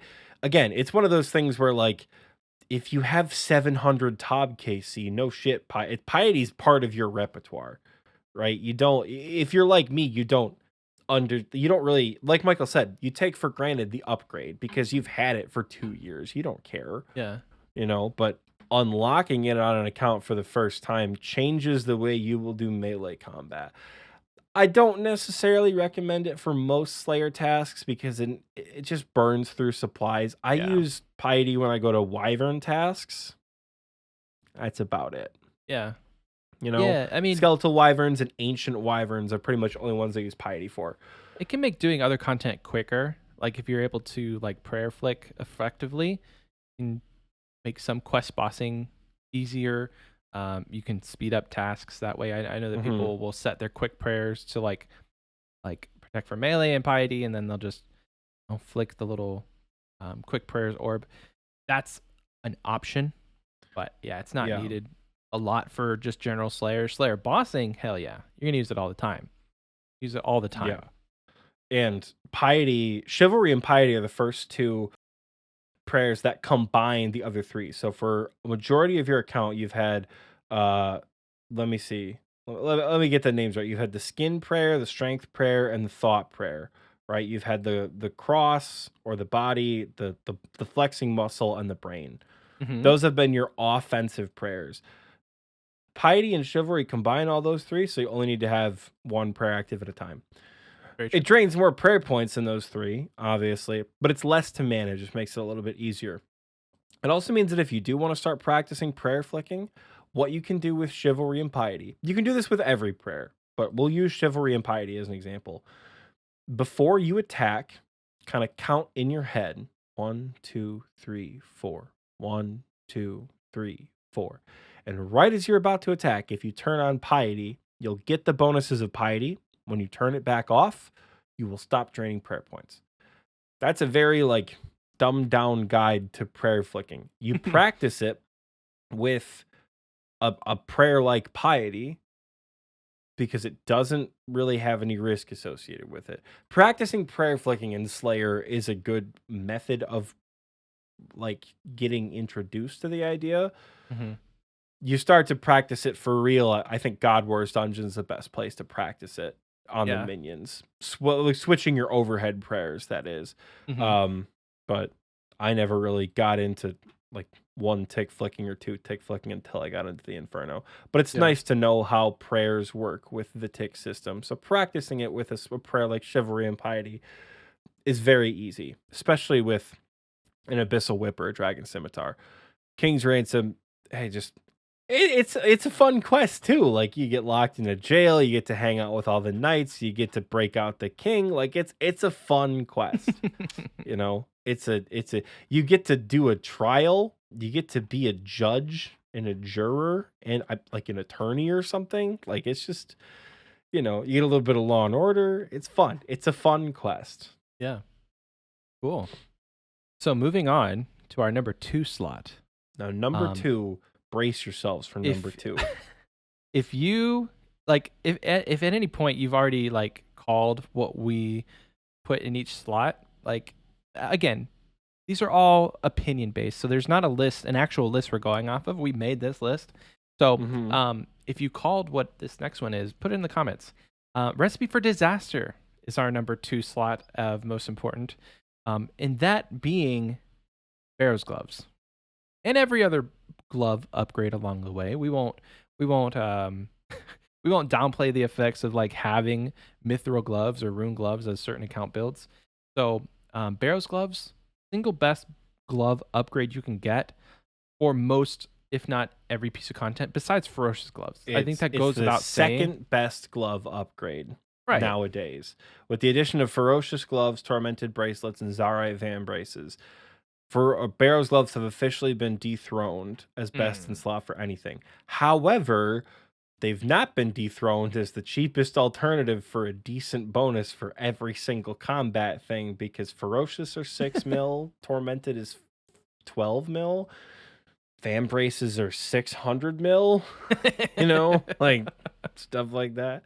300K is not a bad looking 300K, price. they're like 120K. Oh. There's some cheap booty Barrow's gloves. Okay. And here's a little misconception some of you may have. You don't actually get it from doing the Barrows minigame or killing any sort of Barrows boss. I think it would be funny if you tried though. It's like I've done 6,000 Barrows chests. Where are my Barrows gloves? That would be fantastic. A couple notable things about Recipe for Disaster, because if you've spent literally any time with me in a VC and you have uttered the words, I don't have Barrows gloves, you've probably heard me yell at you to go get your goddamn Barrows gloves and stop being a lazy piece of shit. Now, I'm only that aggressive with it because Recipe for Disaster, the 100th quest released in RuneScape, not old school RuneScape, RuneScape period. One of the most enjoyable quests in the game. It's like the Avengers Infinity War, Avengers Endgame type of quest. Everyone is there. Yeah. The requirements to finish this quest, it says it in the guide itself. It is all members may attempt to solve this tricky predicament and be rewarded accordingly, but only the very elite of questers will be able to put an end to this problem permanently. Whoa. Now, at this point, given that there are so many more quests in the game, it's not as difficult. At the time this quest came out, I'm pretty sure there were only 175 quest points available in the game. So you had to effectively have a quest cape in order to complete this quest, damn near back in the day. The requirements for this quest are bigger than any other requirement you have for any quest, period. Yeah. So, yeah, we will explain our number one as to why, because we love RFD around here.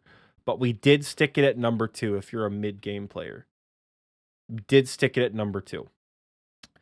You have to complete, in no particular order, Legends Quest, Heroes Quest, Monkey Madness, Desert Treasure, Horror from the Deep, Shadow of the Storm, Big Chompy Bird Hunting, Nature Spirit, Gertrude's Cat, and a shitload of other quests that you have to have done. Yeah. You want to talk about account progression by the time you get to be able to get your damn Barrows gloves. You've got Ancients. You've got the Legends Guild unlocked, which is not that useful till you get a quest cape, but still, you know. It used to be the best in slot cape. That's saying something. It did. Legends cape. Honest to God, Legends cape is not a bad. If you don't have a fire cape, Legends cape, sure, it's budget enough. It's not great, but it's budget enough. I used to wear it when I was doing wilderness stuff, like back in the day, because it's like essentially free. You just go and get another one. Exactly. And I didn't want to bring an obby cape into the wildy or my Hell fire cape. no, you don't want to bring an obby cape. This before the arty cloak, so yeah. Legends cape is a special place in my heart. I take a fire cape to the wilderness. At this point, I don't give a shit. Kill me, I'll go get another one. Yeah. Horror from the Deep gives you the offhand books, which are budget defenders. If you don't have a defender yet, you should have a defender at this point, but if you don't, it's nice. And they serve a little bit more of an extended purpose where you can get like the Book of Law and the Book of Darkness, so you can get the mage and the range bonuses. Horror from the Deep, that's obviously a big one. You know, there's so much. Monkey Madness, my God, your best in slot weapon pre 70 attack. You know, there's lots of things that you have to do in order to complete this quest. And then once you complete this quest, in addition to Barrows gloves, the gloves that are basically going to carry you through PVM content until you have enough money to get the better gloves, you'll wear Barrows gloves everywhere. Yeah. I still wear Barrows gloves a lot of places because I'm broke and can't afford Zarite Van braces. And they're also convenient because you don't have to have a glove switch when you go places. You can just bring Barrows gloves. Yeah. You get access to Hell Rats and Spicy Stew, i.e. your ticket to boosting all your skills for achievement diaries. So it's once you get to the point of doing hard diaries, hard and elite diaries is essential. I literally had to stew boost 2 days ago for elite diaries. It's, part of RFD. Gotta get it done. You can teleport to Apatol, which is not incredibly useful nowadays because we have the rewards from Monkey Madness. You get the full access to the Chronomancer's chest, which is a bank underneath Lumbridge Castle. Just a convenient spot for a bank. You can also buy food there if you're an Iron Man. I'm not sure how viable that is these days, but it is an option. Don't downplay the bank chest. I use that all the time. No, I'm not saying how viable it is to purchase food as an Iron Man. Oh, yeah, like we were just going to move on. Things like that chest underneath Lumbridge, game changer. Game changer. If you're like me and you're lazy and you haven't changed your spawn from Lumbridge, I use that chest all the time, and you only have to do the first quest. You only have to do one subquest in that whole RFD subquest line. Just one, and you get the chest. So it's very easy to do, and it unlocks a very much quicker bank than having to run 2 flights of stairs upstairs to get to the top floor. Sorry, I thought you were just gonna move on. I think someone actually like timed it on Reddit, and they're like, technically going upstairs is faster if you're tick perfect. If you're tick perfect, going upstairs is faster. But again, it's one of those like, who gives a shit? I want to go downstairs to use my bank. Yeah, so Morty just said he still buys grapes every time he uses home teleport, and he's a later end game Iron Man. So it is apparently viable for some Iron Men to use. Now, this quest is broken up into basically 12 different subquests, I think. There is the first part of the quest where you have to basically do Cook's Assistant 2, where you have to get him a bunch of random shit that you bring back. You have to do 1, 2, 3, 4, 5, 6, 7. Is it 7 or 8? 1, 2, 3, 4, 5, 6, 7, 8 subquests where you have to free the 8 guests of Recipe for Disaster. And then you have to defeat the Culinary for the last part. So there are 10 parts of this quest that you have to do. Why this quest is so important, beyond the singular item upgrade, in order to kill the Culinary, in order to fight him and go through that whole fight, which is pretty fun and comical as it is, they make all the bosses from all the prereq quests into food. Like, instead of fighting Desis from Desert Treasure, you fight Dessert. Instead of fighting Agrith Na from Shadow of the Storm, you fight Agrith Nana. He's made of bananas. It's good content, people. In order to fight him, you need to have 175 quest points. If you only complete the prereqs and you only do every other quest, you only end up with 88 quest points. So you have to carry another 90 odd quest points. By the time you're ready to get Barrow's Gloves, you're on like the brink of a quest cape. You have less than 100 quest points to go. You probably got some masters and some GMs left. There's like 260 quest points, 280 right now. How many are there? 287 quest points right now. Okay. So you're about a little over 100 away. God, there's a lot of quests in this game at this point. So many. I mean, right? But the point is, you're there. You're pushing through. You got a lot of the thick requirements done in order to do Recipe for Disaster. Your account is in a beautiful spot by the time you get RFD done. For sure. Like, you get a best in slot upgrade, which is awesome. Cannot be stressed enough how good Barrow's Gloves are for a majority of your gameplay until you start making real money.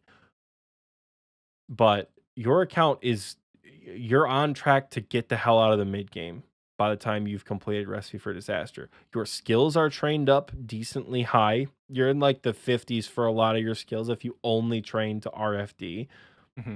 That's not counting any of the skills you have prerequisite for any of the other quests, right? You have 70 cooking. That could be one of your highest skills at that point. It's not too hard to obtain.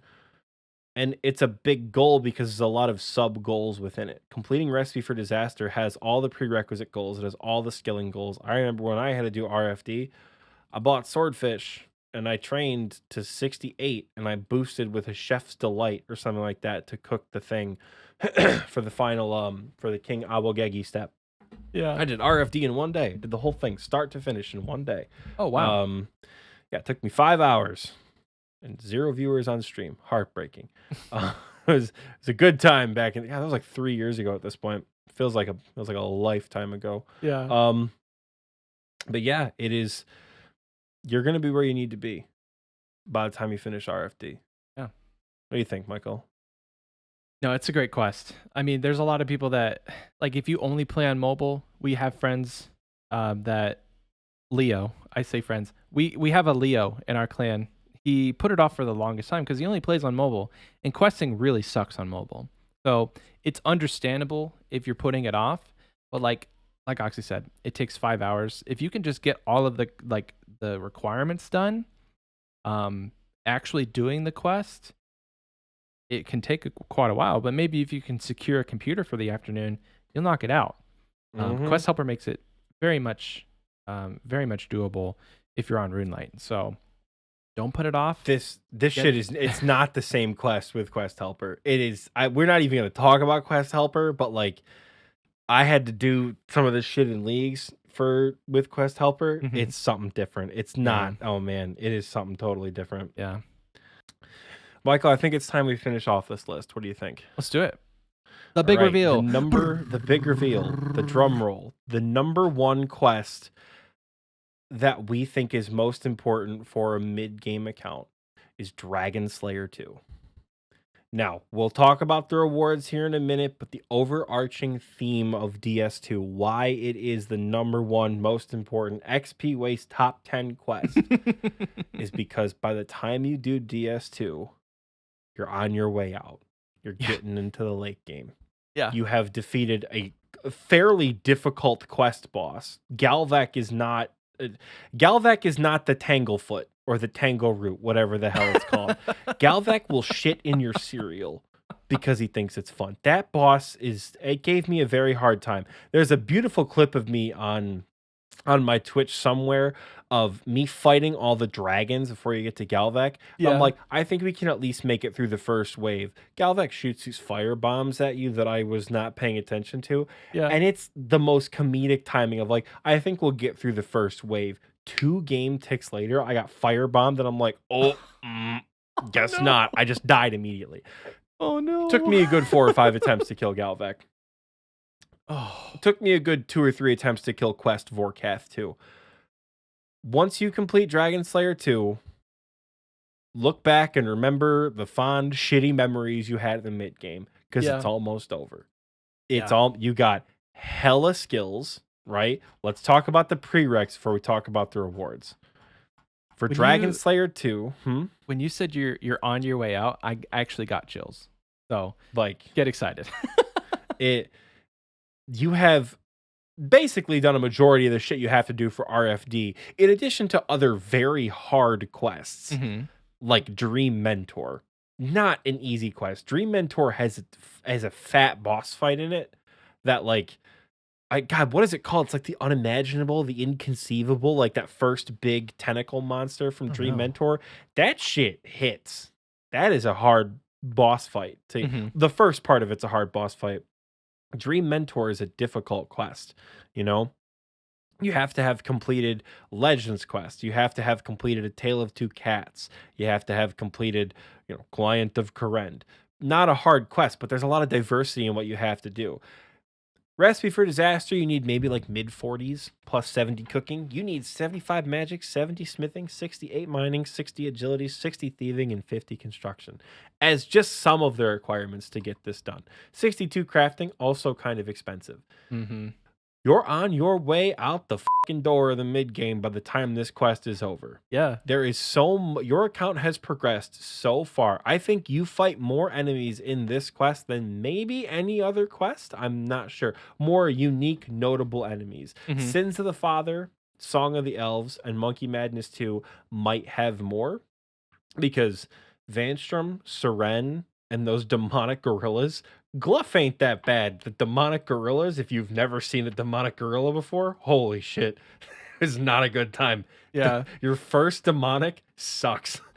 But you fight everything in this damn quest here. Yeah. In DS2. The rewards for this quest, I think this quest is so important because of what it can do PVM wise for your account. Michael, I want you to go into more of the rewards after this, but the one thing I'm the biggest and most like stoked about, why I say part of the reason why you're out the door, is because the door opens for the first real boss that you can kill consistently. Post quest Vorkath is not only doable with Void and a blowpipe. It's exactly the same as in the quest, just hits a little bit harder and has more HP. Not only is it doable, unlike Zulrah, that is completely imbalanced to when you get there, by the time you complete the quest and unlock Vorkath, you can kill Vorkath. Yeah. I promise you. Yeah. Vorkath, while it's not the best moneymaker in the game, hands down it's the most consistent at this level. The only one I would say is a little bit more consistent is Theater of Blood and Hydra, but you're not there yet. Right. Vorkath, beautiful. And you're going to want to 60 kill to Vorkath. 100k per kill. Oh my god, it's fantastic. It's so hard. I think we talked about this a couple weeks ago. It's so hard to get a shitty drop from Vorkath. Yeah. Yeah. Like, it's more difficult to get a drop that's below 40k than it is to get a drop above 200k. Yeah. Like, Vorkath is immensely important for your account and for money making. So you want to buy Rigor? You want to buy any best in slot upgrade? Start with Vorkath. I will say, before we give you all this false confidence, it is 100k per death, and I guarantee you're going to spend a couple mil on deaths. So, you know, like, you're going to eventually start to make money. It's eventually going to even out. Your KD is going to get, you know, you're going to have more kills than you have deaths, but be prepared to have, you know, a pretty big negative in the beginning. You'll get your ass kicked by Vorkath. Not to the extent that you will Zulrah. Yeah. I'm not saying heard... it's easy. I'm just saying it's not cheap being 100k per death. It's not cheap. And that's the one thing I really wish, if I could implement any PVM change right now without a poll, it would be I would make Vorkath the same way Zulrah is, where the first 50 it's free. Yeah. While you're learning the boss, it's free. I think that's such a beautiful system they've implemented for Zulrah that I want to see them carry over into a lot of that other kind of like mid to late game PVM. Theater of Blood, Fazani's Nightmare, you pay me. You should be better at the game at that point. You should you deserve to pay when you fail. Right. Having let me see here, within the last 2 weeks, 12 deaths at Theater of Blood. I cleared this like 3 weeks ago. Like, this is... you have to pay the price for higher end content. I think Vorkath should be like Zulrah though. I agree. Vorkath is so much easier to learn than Zulrah. This is there are a few outliers who I've met who think the opposite. Talk to a majority of people in like the later game stage. Vorkath is a lot easier to learn. A little bit more difficult to master. Because the Wook's Walk will kill you. You're dead in 2 ticks if you fuck up a Wook's Walk. I'm sorry. Yeah, no, it's pretty unforgiving if you do get fireballed. it's the dichotomy of easy to learn, difficult to master, where Zulrah is really hard to learn but really easy to master. Because Zulrah, once you learn it, it doesn't change. Yeah, it's true. You know, Vorkath is accessible because, again, by the time you get there, you're more established. You've got money. Maybe you have a Toxic Blowpipe. Hopefully you do. If you have Void and a Toxic Blowpipe, you can grind the shit out of Vorkath. I say that because my first 200 kills were done with a Blowpipe, Adamant Darts, and regular Void. It's doable. Yep. The Money Dragon, this is honest to God. I cannot stress this enough. That's why I want Michael to talk about the other rewards. Because I will fangirl over Vorkath all day long. Melee Vorkath with a Dragon Hunter Lance is debatably my single favorite piece of bossing content in the game. Pretty chill. I love Melee Vorkath. I remember when Vorkath first came out. I mean, I don't remember the Dragon Hunter Lance being a thing because that came out with Hydra. So then, you know, you really were stuck doing it with a blowpipe, and that was the meta. Because even then, the Dragon Hunter crossbow was really expensive. So it's like, do you want to get 150 to 200 mil item? Maybe not. So you're stuck doing it with a blowpipe. But once the Dragon Hunter Lance came out, it was more accessible. Yes, it was expensive, but it was more accessible than the crossbow. And, you know, having that melee method, it just kind of changed the game. So other rewards from this quest, specifically from Vorkath, you have this single bus upgrade to your range backpack, Ava's Assembler. Once you get your Vorkath head, go speak to Ava and upgrade that backpack. Because now, what's the other beautiful thing about the Ava's Assembler, Michael? It's going to, what is it? I don't know. After 50 Vorkath KC, it's guaranteed. Oh, yes. The head is guaranteed it's at not 50 even KC. An RNG drop. It is a guaranteed best in slot upgrade. Beautiful. I don't know. We could go on and on and on about the assembler. Just know you will never look back. You're gonna notice a difference going from the accumulator to the assembler. Huge. Like you Mhm. almost drop no ammo, picks up like Arrows don't drop on the 80%. ground anymore. Yeah, Yeah, I think you it's saved 80% 80%, retention, right? 20% break. Nothing falls on the ground anymore. Hell yeah. I haven't picked up an arrow in a long time. And the only time I did is when I forgot my cape or forgot my backpack. So that's huge. Other than the assembler, some more notable things that you have access to is the Myths Guild, which is a pretty cool place. I mean, there's like dragons underneath there that you can use for a Slayer task if you don't want to venture out. You That's have one of my favorite spots to do chromatic dragons. There's a bank right above it. Oh, yeah, the beautiful. bank is pretty close. It's a free teleport to a bank. It's not the closest teleport to a bank because you have to go upstairs and around the corner a little bit. But like, the Cape is a unlimited free teleport. Mhm. If you're cooking, they put a cooking range right next to the bank.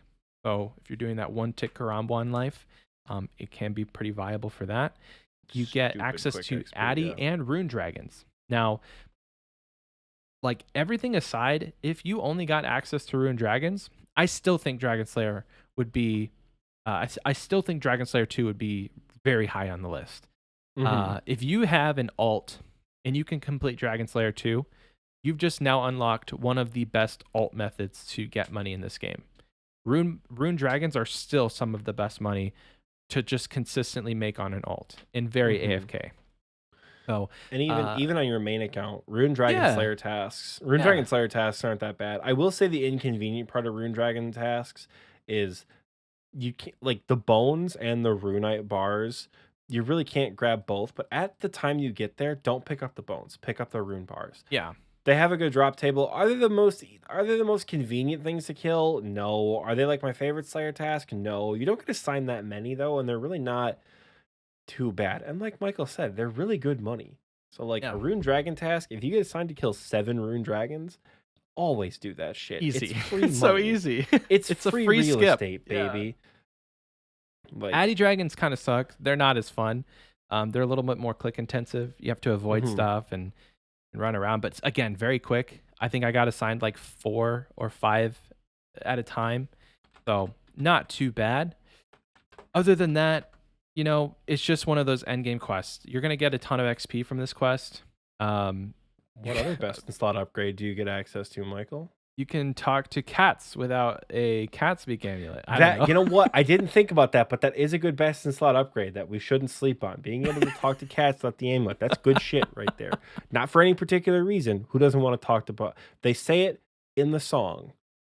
Everybody wants to be a cat. Right? You Yeah. gotta you're right. You know what I'm saying? Everybody wants to be a cat. So that's just the other best in slot upgrade, which was added a little bit retroactively, which is pretty cool.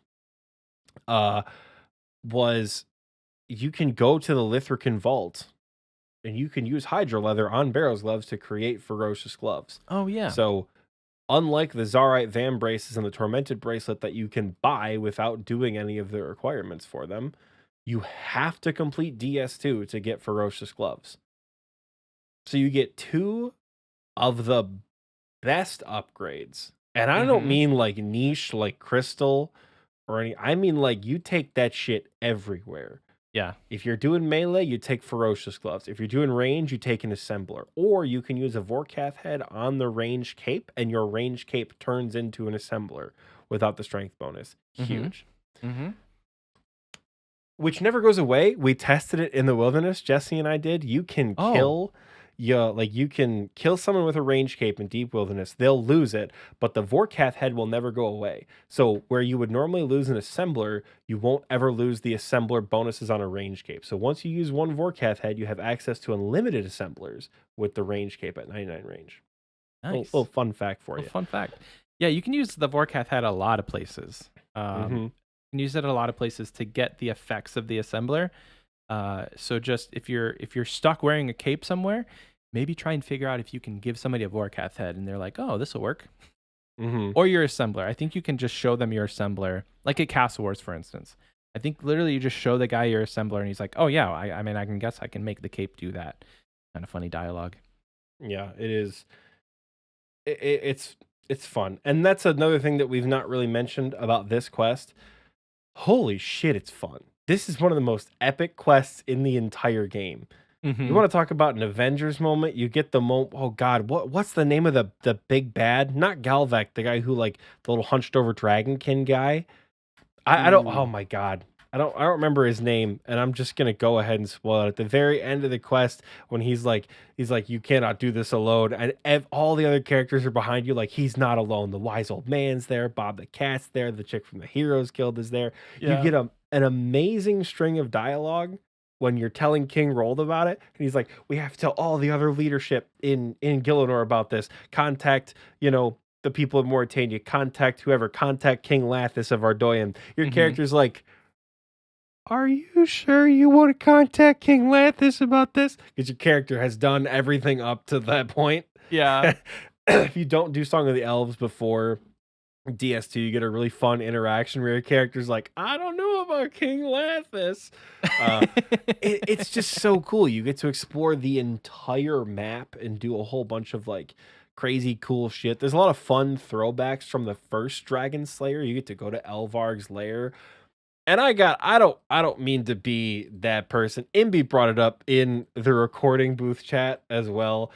It's the most like slept on moment, I think, in the quest. 1 second. I can fangirl about this quest all day long, but I think we've talked enough about it. So we're Yeah. gonna send you guys over to a break. Does that sound good? Yeah, dude. Like, this is a lot of fun. We've been talking for a long time, but definitely stick around after the break where we will get into the fun question segment. So we'll see you guys there, okay? Bye.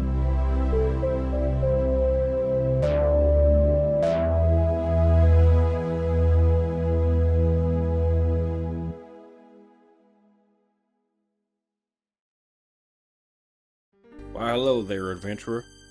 My name's Razlo, and I've traveled all over this here continent, collecting treasures that I think you. We interrupt this broadcast to bring you an important safety announcement. Attention. This is a message from the Gillinor Protection Agency.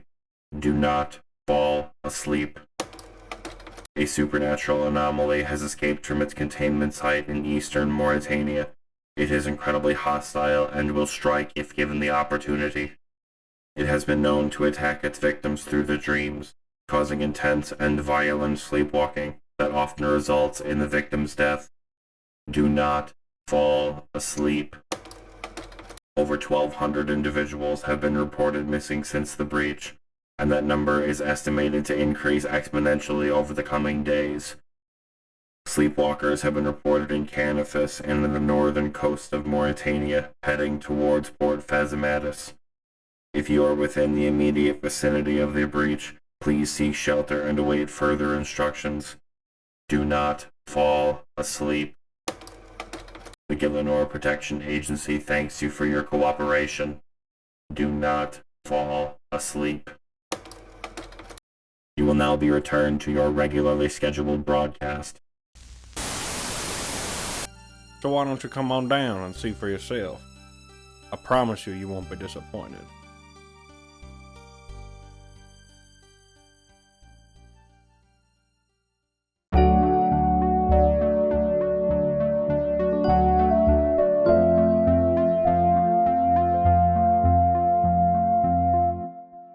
Welcome back. I hope you enjoyed that commercial because I know I sure did. It's that part of the episode now where we thank the lovely people who support us over on Patreon of the Wise Old Man and in the KBD tier. So, kicking things off with the Wise Old Man tier, we have D. Falconer, Tyler H., Duke Bradley, Without a K, Forestry, Durf Nasty, Creamed Ham, Toast, Flyin' Castiel, Hadadbod, C. Gladney, Imby Jones, Troll, Basket, Salted Snake, Elagio, Morty, Shadow, Drum TXT, Russ, 999999, Ice, Wallow, Jake W, Benjamin R, Bolimer, Scape Caution, Fortimus, Pooper Cheeks, and Jordy. For some reason, Patreon reorganized everything today, and it was the most recent with the oldest instead of alphabetical order like it normally is. And it threw Michael and I off, I'm not gonna lie. Yeah. I'm used to like Ice, Wallow, and then Imby, but I guess we have been doing it in alphabetical order. That's the only thing I can say for sure is it used to be in alphabetical order. Yeah, which like is not permanent. We could just change it. We could just flip it around. True. We have that power. Very true. We won't. Oh, but we no. could. So, getting into the KBD tier, we have Draven, our third favorite supporter, Ralph, P-Joint, Kroll, Cookies and Milf, the Lord Jake himself, my dad, and still finishing up the back of the pack, Spartan Fire. Thank you all so much for supporting us on Patreon. You guys really help us do what we do here from a business standpoint. There's actually a point to that. There should be some snazzy merchandise promotional pictures coming soon, and we use some of the Patreon money to send some of that stuff to the promotional people, which is a lot of fun. You know, you guys are going to see some great pictures of people you know from around the community. And if you have any merchandise photos, you should send them in Discord and put them on social media. Where can you find the merch, Michael? Xpwaste.shop. Boom. You get all sorts of cool stuff, like this hoodie that I've definitely been wearing for the entire episode, and that shirt that Michael actually has been wearing for the entire episode.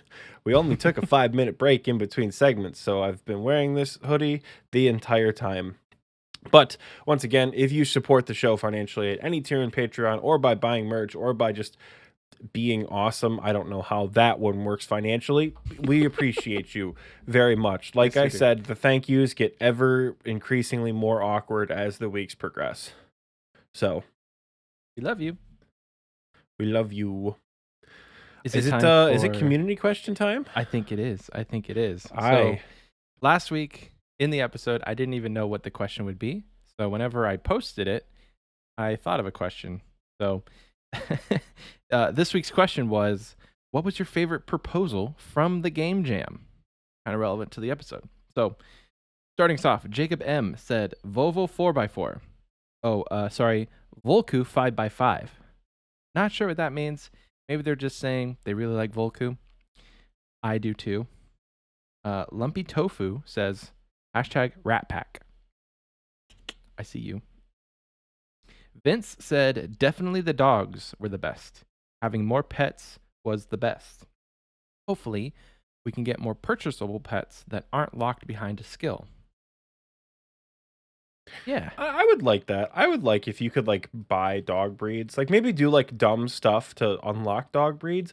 Oh my God, hear me out.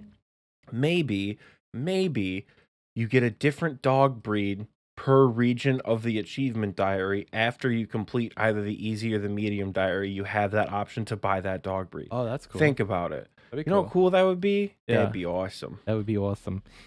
Seymour says, I love the idea of the rat boss. My family has been breeding rats for nearly 13 years now, and I love rat content in all my games. Catch me with those day one rat boots. Hell yeah. Hell yeah. Man's going to be paying out the ass for the best in slot rat boots, the rat slippers. Breeding rats as a family. I wonder if it's for like snake food or just like Could be for pets. snake food, could be for like scientific labs, could be for pets. Like rat breeding doesn't take very long. Rats reproduce pretty quickly and then live to be about 2 or 3 years old. So that's like, that man has seen a lot of baby rats in his day. If they've been doing it for 13 years, it's pretty awesome. And then lastly, Feems says, I have a suggestion. No one is listening. Skill Cape ornament kits. Not in the game jam, but still a lovely suggestion. I think that would be cool. The ability to like change up your skill cape, but how would you distribute them? That would be my question. I don't know. How would you get it? Where would it come from? What would it look like? These are all the questions I have. That was the community question, folks. This week, we want to know, what is your favorite quest and what is your least favorite quest? So if you have that answer, head on down to the community questions section in Spotify or the pinned comment on YouTube. What is your favorite quest? What is your least favorite quest? Ooh, but I have a challenge for you. What is your least favorite quest, but you're not allowed to say Underground Pass or One Small Favor? Or rat catchers. You have your challenge there, folks. No underground pass, think no about one the small favor, content. and no rat catchers. Yeah, because everybody hates those quests. They're like the generally just accepted, hated. We know. Yeah, If you were to put that, exactly. we know. We want to know Yeah. what you dislike gotta other than that. Think outside the box. Tell us about your hatred. And tell us a favorite that's not a grandmaster. I want to know something like obscure that's not a Grandmaster. I'm remembering right now that we didn't have time to get to the honorable mentions.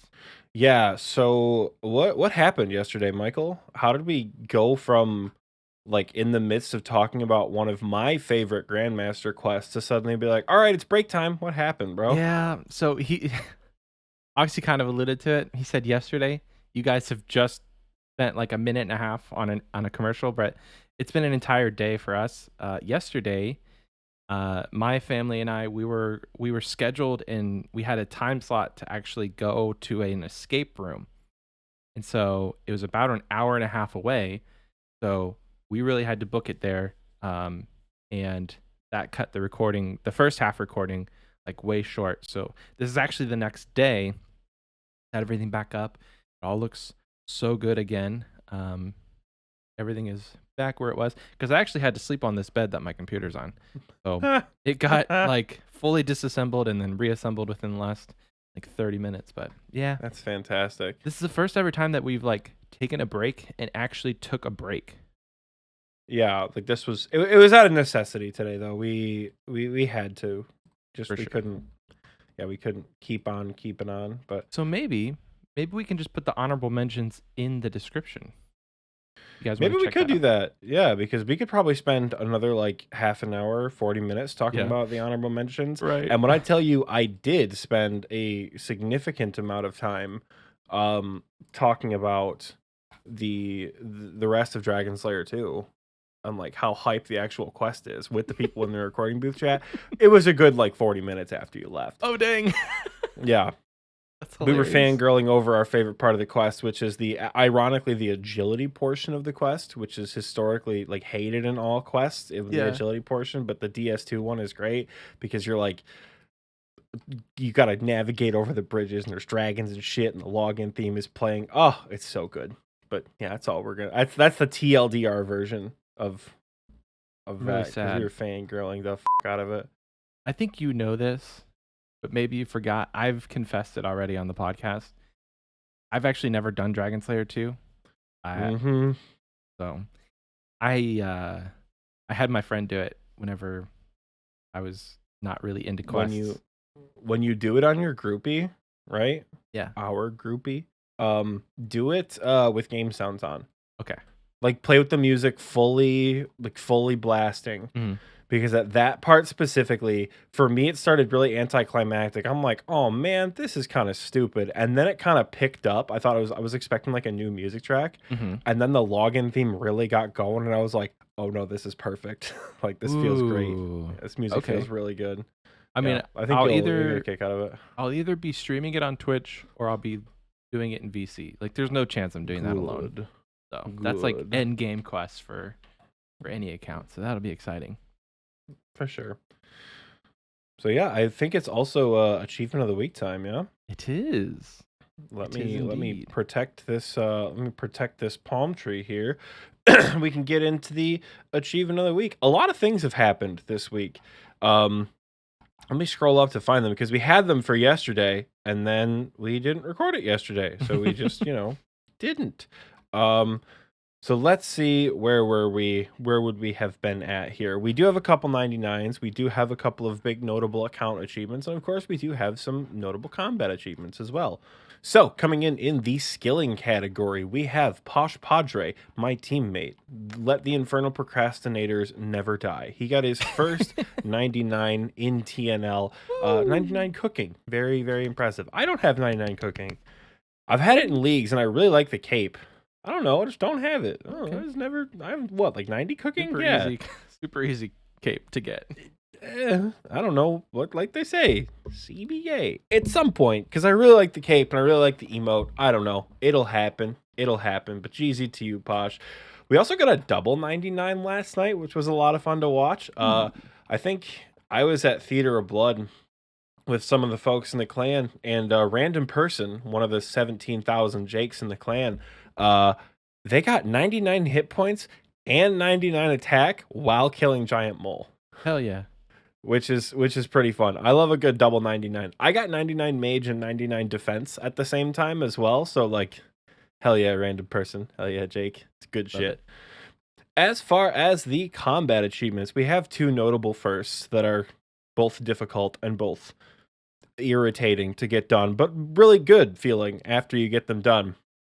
Our boy Mimo, once again, making an appearance here in the levels and achievements achievement of the week with his first Fazani's Nightmare kill in the last week.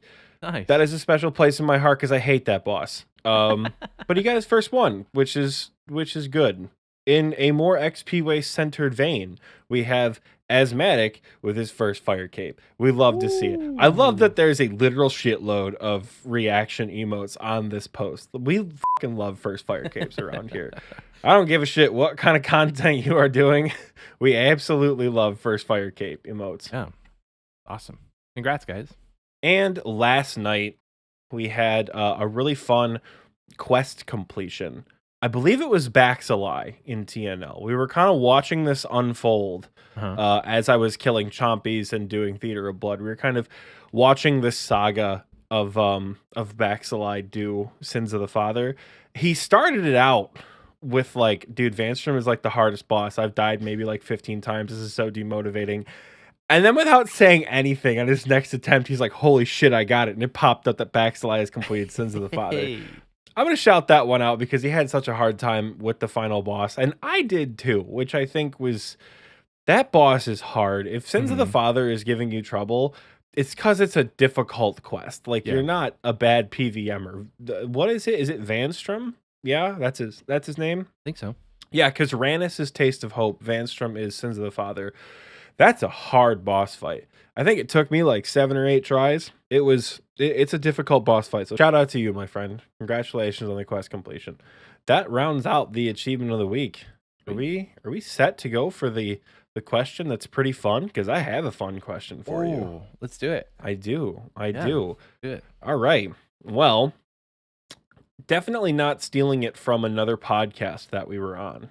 You know, in fairness, we did tell Dills that we would be stealing some of these questions from him during our appearance on the Rune Doozies for the Wilderness podcast. If you haven't watched that, go check out that content. It's a lot of fun. Michael. Yes. If you could turn any single quest, not quest line, any single quest into a movie, what would it be?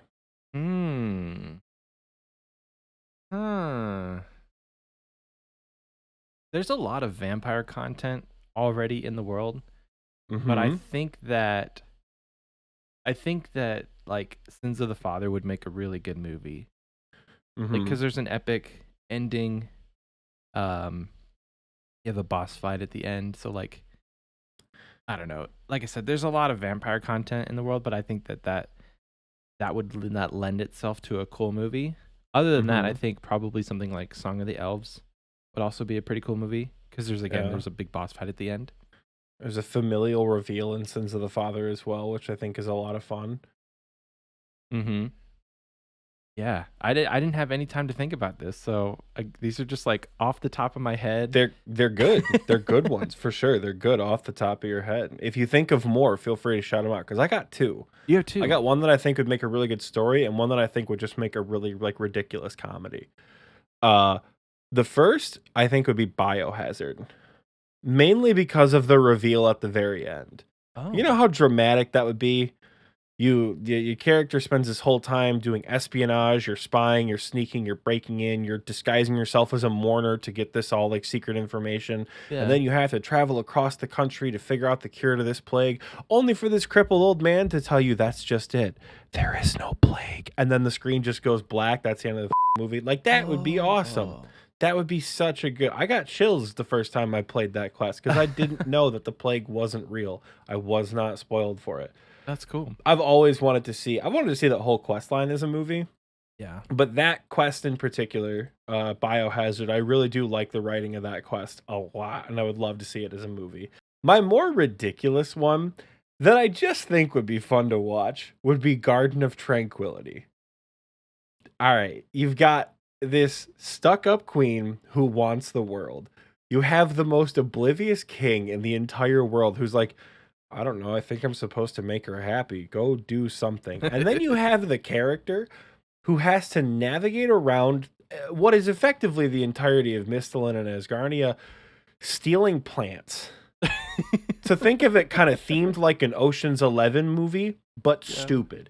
And instead of having to steal jewels, it's like, we have to get the seed from the monks of the monastery. We have to steal a statue from Falador. Just like dumb stuff like that. You have to like steal garden decorations. You're like caught sneaking out with like a bag of like petunias or something. You're like, oh God, there's a chase scene. Soil's flying everywhere. I think that would make a really like just a stupid, funny comedy. Because do you fight King Rold in that quest? I think you do. It's been so long, I don't remember. Let me hold on. Osrs. Now that you're like recounting the details of it, though, like the fact that you had to steal that statue from Falador just makes it so absurd.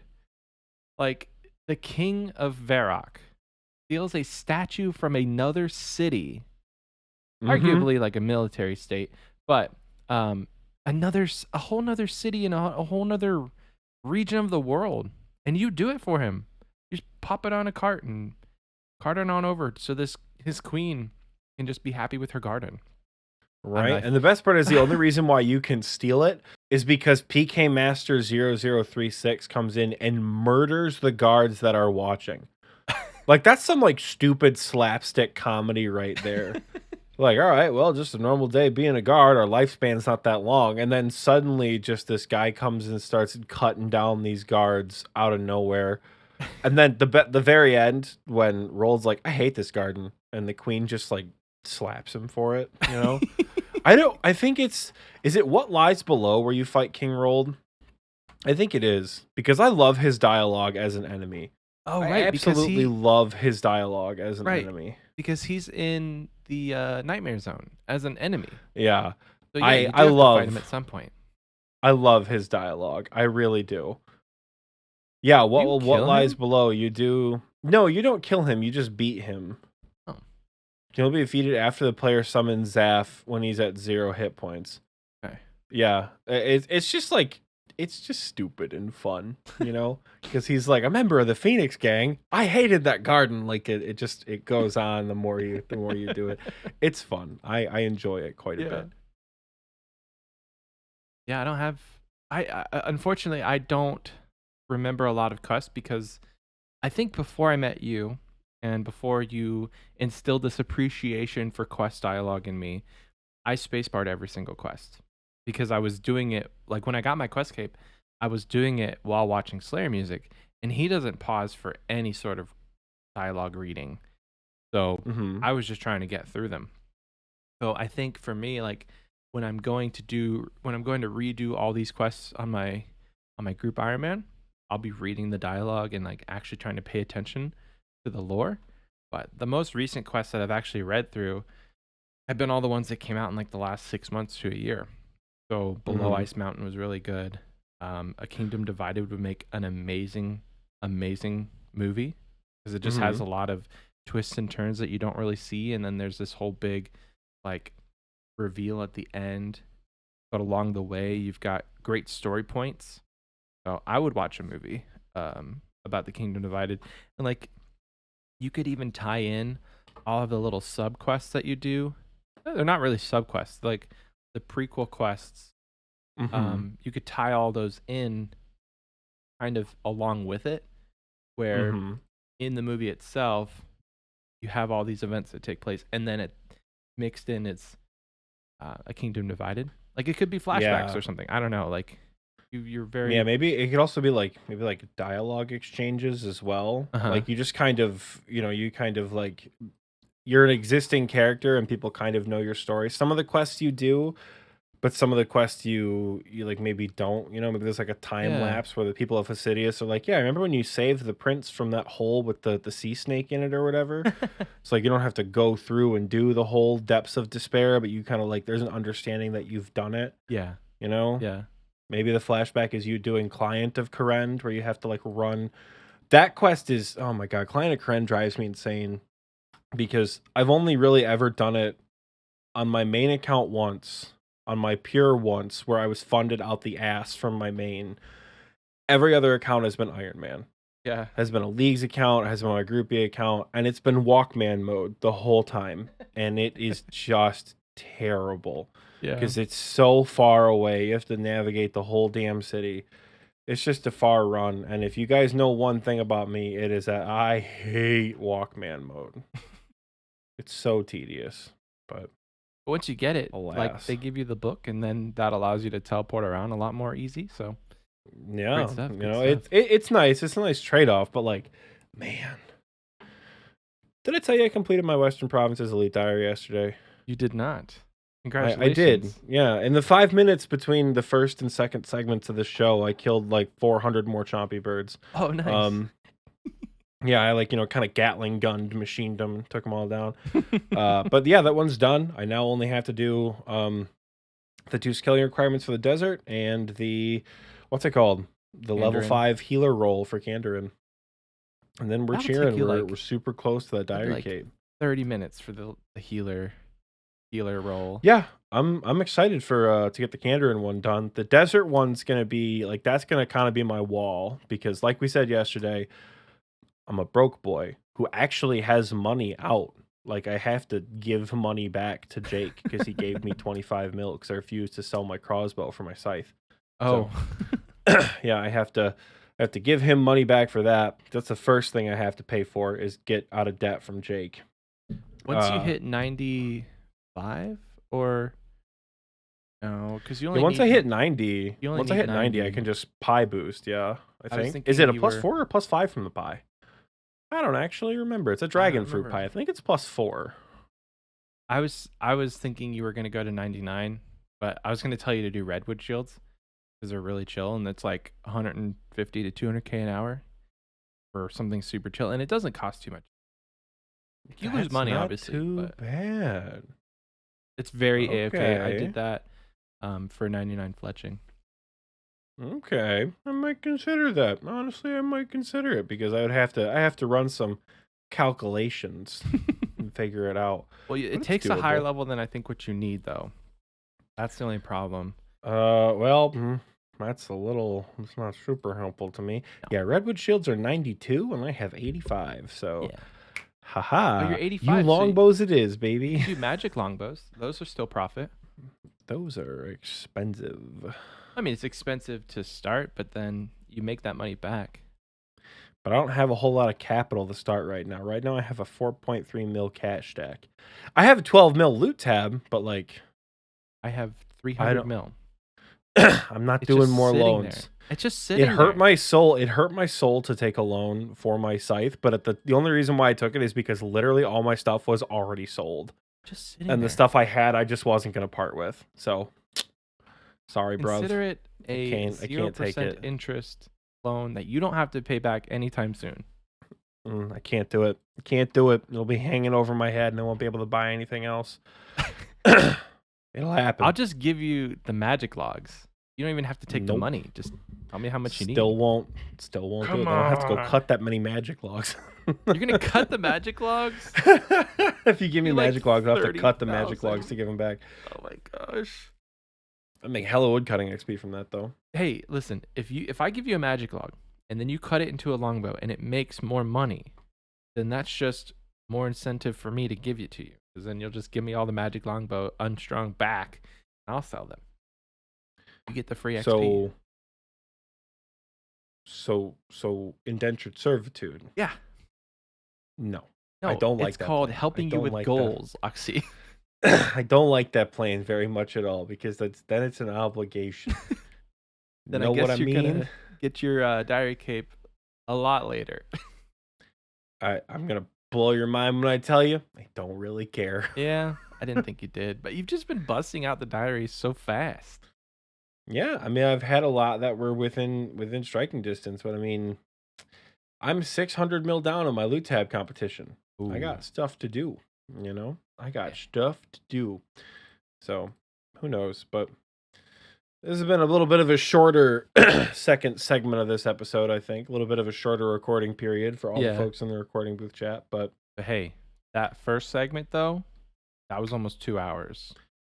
yeah, Oh. it's going to be a good episode. I'm glad we were able to get back to form today. And I hope you guys enjoyed it too. If you have any more things that you would kind of want to hear about, we we have plans to talk like maybe achievement diaries, maybe more items, things like that. We we kind of like to get back to the whole, this is what XP Waste is kind of thing. So if you guys have any recommendations, feel free to drop them in the XP Waste chat in our Discord. We do have some end game stuff planned for episodes as well. So if you're out there, if you're an end game PVMer and you're like, I already have my quest cape, thank you for all of this information that's already done for me. We do have some stuff planned for higher level people later down the road. So like we said, any suggestions, please feel free to drop them in Discord and let us know. What do you got for us, Michael? Just all the social stuff, like follow us on TikTok, follow us on Instagram, Twitter. We have a Twitter. All the links are in the description. If you're over on YouTube, make sure to like and comment on this video and drop a subscription.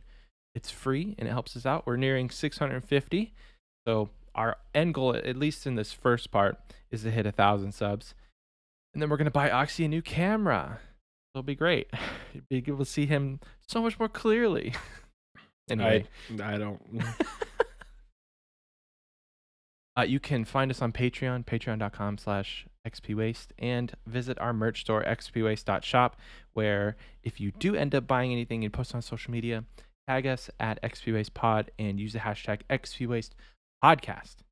So, everybody, we will see you guys next Thursday. Bye.